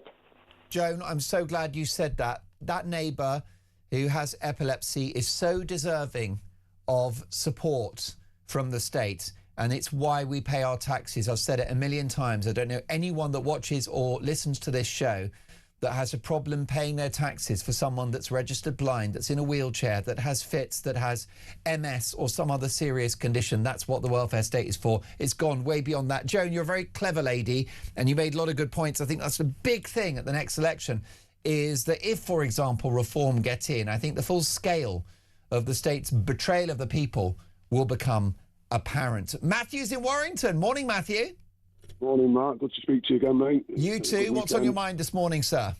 You know what gets me is that since Brexit, down in Westminster, the Westminster bubble, whether it's the Tories or the Labour Party, they just think the electorate is wrong. And even though we voted for Brexit, even though we're voting for reform, even though, you know, they just think, oh no, what do we know? We're just the common people. We haven't got a brain. We're not allowed to think. No, okay, they voted for it, but we're not going to implement it. We you know, and that the only people to blame for reform getting in and Green getting in is the Tories and the Labour Party. They've created this problem. Correct. They've not listened to the public. In what goes on down in Westminster and over in Brussels, they're in this net. They haven't got a clue what goes on outside that wall of Westminster. And it's the British people now, and whether you're black, Asian, or Caribbean, they've had enough because they can see. You're so right. You can see our communities changing. You know, our high streets are just vape shops and barber shops, all more money laundering. And you're thinking, you know, I couldn't go and open the corner shop and make it have a little mini market and make it work. So how come these people do it? Because it's money laundering. They're not paying taxes. It's all mafia run. And why aren't the police doing anything about it? Because they're too scared to go in there because they might get called being racist. And it's all corrupt from the top to the bottom. And now, because nothing's been done about it, the successive governments have done nothing about it, but the head in a bucket of sand in the corner of the room. Now the people have spoken. You know, Kimmy yesterday was going, oh, it's a big day for the Tories and we're doing this and that. She had a nightmare. She lost 400 odd seats. Yeah. They got absolutely thrashed. I like Kimmy. I think she's a really honest person. I think she's, like you said before, right person at the wrong time. And the Tories are dead in the water because they're too liberal. Then you look at Labour Party, you've got your good man up in Hull. He spoke up about the jury service, and what did they do? Remove the whip from him because he's not towing the line, but he's telling the truth, and they don't like the truth. They don't want you to go into court and tell the truth, so that because of the juries, that's why they want to get rid of it. But we've got no prisons. They say to people, put people in prison. We've got no prison spaces. We've got something like 20,000 immigrants in prison. In Australia, you break the law, you're gone. Whether you've emigrated there, they'll just ship you out. America, they don't put away. Well, no, it's human rights. It's an absolute scandal. It's a scandal. And you know, 1,500 reform councils have took over the country now. 1,500. Does that not send a shockwave? It's not the biggest political movement in the history of politics. I can't remember a time where this has happened. And they must be thinking, because the general public want working people to run the country, people who know how to run a business, know how to sort out the military, know how to sort out the education, know how to sort out the health service, because they've just been on a gravy train for far too long, the Tories and Labour, and they're dead in the water. And I'm really happy with what's happened. We didn't have in Mornington, we didn't have elections yesterday because we had them 2 years ago, but I'm telling you now, it would be turquoise. And I'm looking forward to the day it is, because the local governments, local town halls are corrupt. They've made bad decisions. We're all skint. We're paying council taxes beyond and beyond and getting nothing in return for it. Our parks are a mess. Our churches are a mess. And all we're paying for is immigrants to sit in HMOs and hotels and get people who can speak the language to translate for them. Schools are full, bursting at the seams. Our infrastructures are bursting at the seams. We can't cope with it anymore, Mark. It's beyond. And we've just got to draw a line in the sand and say, enough's enough. No more immigrants. If you're illegal, you're gone. And that's what's going to happen. We did Nightingale, didn't we? We did Nightingale for the COVID. So why can't we do Nightingale for the immigrants to ship them out and process them? Amen to that. And what is the one thing in common with the Nightingale hospitals during COVID and tackling illegal immigration? Political will, Matthew. There was a political will to have those overnight hospitals during COVID, and I suspect if Farage gets in, there will be political will to stop the boats. Matthew, have an excellent Saturday. We love hearing your thoughts on the show. Love hearing from all of you. I've got a full switchboard. I've got a big challenge, which is to get through a gazillion voice notes and your calls next. Simple question. Can Nigel Farage save Britain? This is 9:44 Talk Breakfast.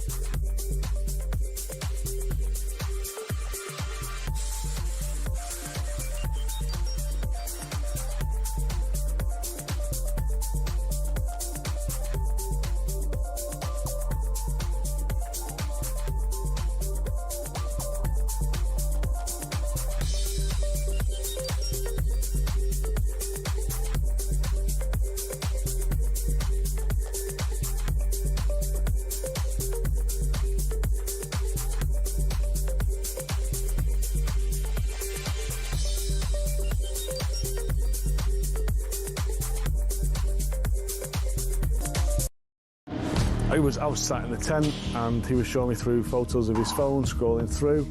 This was barbaric, horrific stuff. Blokes going through walls in vehicles and then jumping out and shooting everyone. His WhatsApp picture was him with a mask on, with a gun like that. You're in a tent with this guy? I'm in a tent with this guy. Actually, he's just showing me this stuff. I'm just thinking, this is not the kind of bloke you want to be coming to the UK.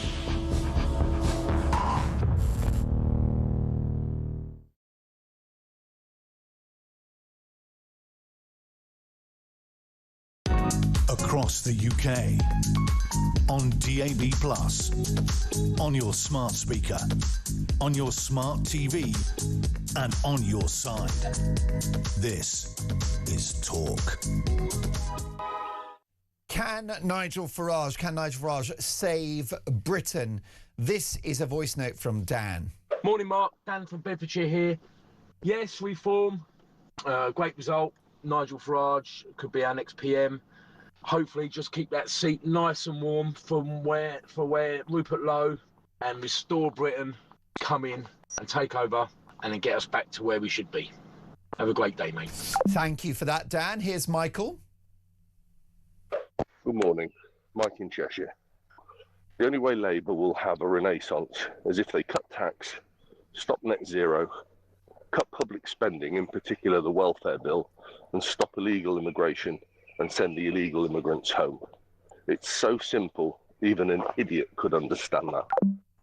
Oh my goodness, that's a wonderful voice note. You're so right. And I would argue all of those policies would be perfectly good for a Labour government to do, because it would be very good for the working class of this country if we scrap net zero, which is economic and industrial suicide. It would be great if we stopped the boats, because that's really bad news for poor people, illegal immigration. Shrink the welfare state so the country has national income to take care of those who actually deserve it. Michael, well done you. This is Ian. Hi, Ian from Manchester here. Well, it just proves it, doesn't it? Nigel Farage's success. Britain is truly racist. Wow. Well, look, that's an accusation made about Reform UK, which, of course, they will doubt or disagree with, but you're entitled to your view, Ian. Laura. Morning, Mark. Laura in Wiltshire. I had a really interesting comment yesterday from Diane Abbott, of all people, who said Labour were losing not because of the people, as in Starmer, but because of the policies. Now, doubtless she would like them to go further left, but she's right. Why do people think it's just about Starmer? People are voting for reform because we like their policies. I didn't get a vote yesterday because we don't have one locally, but it's fantastic news. It's not a complete solution, but it's certainly travel in the right direction, and I'm feeling much more chipper this morning. Anyway, thanks for a great show. Thank you, Laura. Robert has a voice note for us. Morning, Mark. I don't know if Farage can fix the country, but he seems to be the only man willing to try. Thank you, Robert. Ian? Hi, Mark. It's Ian from East Grinstead. Your commentator, Jim, the Labour guy, he's desperate, isn't he? I mean, talk about clinging on for desperation. I mean, as you point out, you could easily say that the majority of people didn't vote for Keir Starmer, like he said, for reform. The fact of the matter is, they're toast. Starmer's toast. The only thing is he's too thick to realise it. Ian, thank you for that. Adrian? Morning, Mark. Adrian from Dublin here. Those two guests you just had, very interesting. One, a realist, knows what's going on, knows that we need a right-wing government in place. The other, bitter and twisted. Don't we like to see that? Can't stand it. Sticks in his craw. Interestingly, Jim Dale going on about a very small amount of people turning up to vote. It doesn't count. It doesn't mean that much. Wasn't Keir Starmer crowing about how they received a massive majority at the last election? Not many people turned up to vote at that event, did they? Yet it was a massive victory. Very, very true. How about this from Phil? Good morning, Mark. This is Phil from Hertfordshire. Well, Labour got a thrashing, and it's quite amusing to hear all the Labour commentators and MPs, and in fact the guest that you've got on at the moment saying, yes, well, you know, Keir Starmer, you know, he can turn it around. Well, I'd like to know what's he going to say, because he's already used the term, I get it, we get it. Well, he obviously didn't get it, did he? So what's he going to say now? They've done for. We don't trust them anymore, the Tories or Conservatives. It doesn't matter what they say, they'll never be trusted again. Thank you, Phil. And the last voice note of the show goes to Wayne. There's no point in having job security if there's no jobs. And there's no point in being secure in your rental property if you've driven all the landlords away. And there's no point in being well with the economy when you haven't got any money. Wayne, thank you for that. You've summed it up so well. The voice notes are unbelievable. We should send them all, a compilation to Sir Keir Starmer, but he wouldn't listen. Tony's in West Sussex. Morning, Tony. Good morning, boss. I spoke to you 3 weeks ago and I said, you wait till May the 7th, you're going to see a massive turnout, much bigger than a normal local council election. Remember that. And Reform are going to walk it. Now, do you know what's happened on Thursday? There's a lot of people, some of my friends, I'm thinking of voting Reform. I'm not too sure. After Thursday, Reform now is legitimate. People will come out of the woodwork and say, do you know what? Reform's okay. Next year, when the elections come round again, more people will vote Reform, and Reform will storm it, because suddenly they're looking at what's happened on Thursday and they're saying, do you know what? They're not right-wing, they're not extremists, they just want our country back. I agree with that. I'm going to vote for them. My wife voted Reform, and she's been Conservative for 40 years. Yes, and your language is brilliant there, Tony, because they are not necessarily mainstream Reform UK, but legitimate is the word. Yeah. I just love your show, by the way. I've been listening to it at 6 o'clock. Oh, Tony, I'm so honoured that you should be I'll listening. be listening. Are you on tomorrow, aren't you? I am, I'm afraid, for my I'll be sins. At 6 o'clock, I'll be listening to you, so there you go. Listen, the only thing Tony, I would say thank negative, you play your music a bit loud. Yeah, I Wakes know. everybody up in my house. And you know it's actually my fault because I'm in control of the music fader. The bosses aren't happy either. I'll play it quiet tomorrow, Tony, so that your loved ones can have a lie-in. Thanks for a brilliant call, and thanks for your kind words about the show. Listen, this show is nothing without you. It belongs to you. That's what gets me up in the morning. And by the way, it is by some distance the best job in the world. Daniel is in Epsom. Good morning, Dan. Good morning, Mark. I voted Reform and I'm hopeful. It's given me hope. And the thing is, this Labour government, they don't. Some of your callers have said they don't get it, and they don't. I mean, ordinary people like me that are going to work now 7 days a week, the Labour Party seem to be diametrically opposed to me and what the British majority want. You said you would sort illegal immigration out. You didn't. We told you that we want legal immigration to be really low in number and selective. You've not done anything. Law and order. Our towns and cities are violent gangs, they're violent, the knife attacks. You've got people freely stealing from shops now, which, I don't know, 20 years ago, do you remember that, Mark? It was not the done thing. We didn't have the plastic guards over the sweets, which you've now got. Have you seen them? Yeah, I have. It's crazy. I mean, even the economy, what they've done to small business, I can tell you, I've got my own small business. People have got less money in their pockets, Mark. It's affecting us. On every matrix, they've been... The problem with the Labour Party is they've been ideological, right? They've not done what's right for Britain, and they've not given the British majority what they want, okay?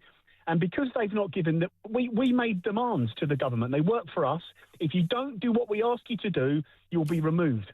And that counts for every government. The last Conservative government, this Labour government, if you don't do the things we ask you to do, you'll be removed.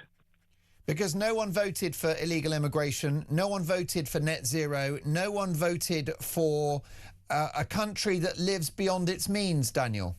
Yeah, and also, why are we driving around at 20 miles an hour? Why are local councils setting up all these cameras on different roads? If you drive down here at a certain time, 80 quid fine. You know, no one agreed to this, but it's here. We didn't want net zero. Don't impoverish us.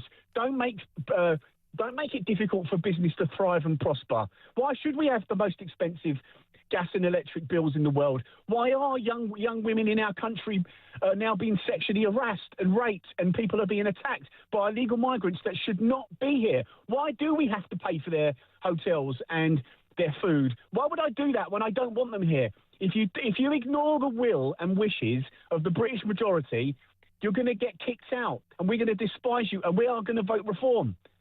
Nailed it. Daniel, I tell you, I mean, poetry. We don't need Dolan's dispatch. Dean, can we just get Daniel on at 9:03 every Friday, Saturday and Sunday? Thank you, Daniel. Have a good Saturday. We'll catch up soon. John is a final caller of the show. Hello, John. Hello, Kevin. I've got your name wrong. You Mark, can call me anything you like. Mark, no, I'm sorry, mate. I've had a lot worse than that. Top of the morning, John. How are you? you? As always. I know, he didn't mess around. Well said. Can Nigel turn it all around? Yes, no doubt about it. But he's got to wipe out some of the opposition, which is the civil service. He's got to get rid of a few of those, and the people who are, well, you know, like fifth column in our country. Get rid of them. Yeah. And all he's got to do then is reverse everything Labour's done and crack on. Well, that's the challenge, and that is the hope. Is there a concern that Nigel could let people down as Prime Minister? Is that a worry, John? Oh, no, not for me. As long as he stays healthy and alive, I think he'll do it. You know, every time I watch the TV and see him, he's always surrounded by 3 or 4 burly chaps. I know. And God bless him, you know, and keep him safe, because that's what worries me. Well, I agree. I worry about the safety of all of our public politicians, John. It should never be it should be never dangerous to be a politician. John, what about just in terms of that? You know, if he becomes Prime Minister, what about his character, his personality? Is he suited to high office? Yeah, because this is going to sound a bit strange. He doesn't take it too seriously, does he? He doesn't take it to heart. He speaks. See, when you lie, like Farmer and all the... you've got to remember what you said the last time. When you're telling the truth, it's easy. Well, yes, I was watching one of those rolling news channels yesterday, John, and they spoke to some builders in the Northwest who voted Reform. They said, why did you vote Reform? And one of the builders, he was a roofer, and he said, because he's true, which I thought was an interesting word. Exactly. He just speaks the truth. You know, Starmer, my God. Better not. Is she having a laugh? You said that yesterday. We're on the way back. They've lost 50% of their seats. I agree. They've had a complete mullering, haven't they? John, have a lovely Saturday. Do call me again soon again. Great, top man, great conversation. I want to thank all of you, the amazing team today, by the way. What a dream team. Nahar and Dean and Porrick, of course, working so hard, and Tommy and Dave, the engineer. It is the dream team. And folks, listen, you know, Labour will argue they've inherited an almighty mess from the Tories. A broken economy, broken public services. They will argue that they are turning this ship around. The Prime Minister is clear that he's stabilising the foundations of the economy, a laser focus on growth. Of course, they're very happy about the free school meals, lifting millions of kids out of poverty. Labour will argue that that is their positive legacy, and Starmer is locked in for another 2 to 3 years. He thinks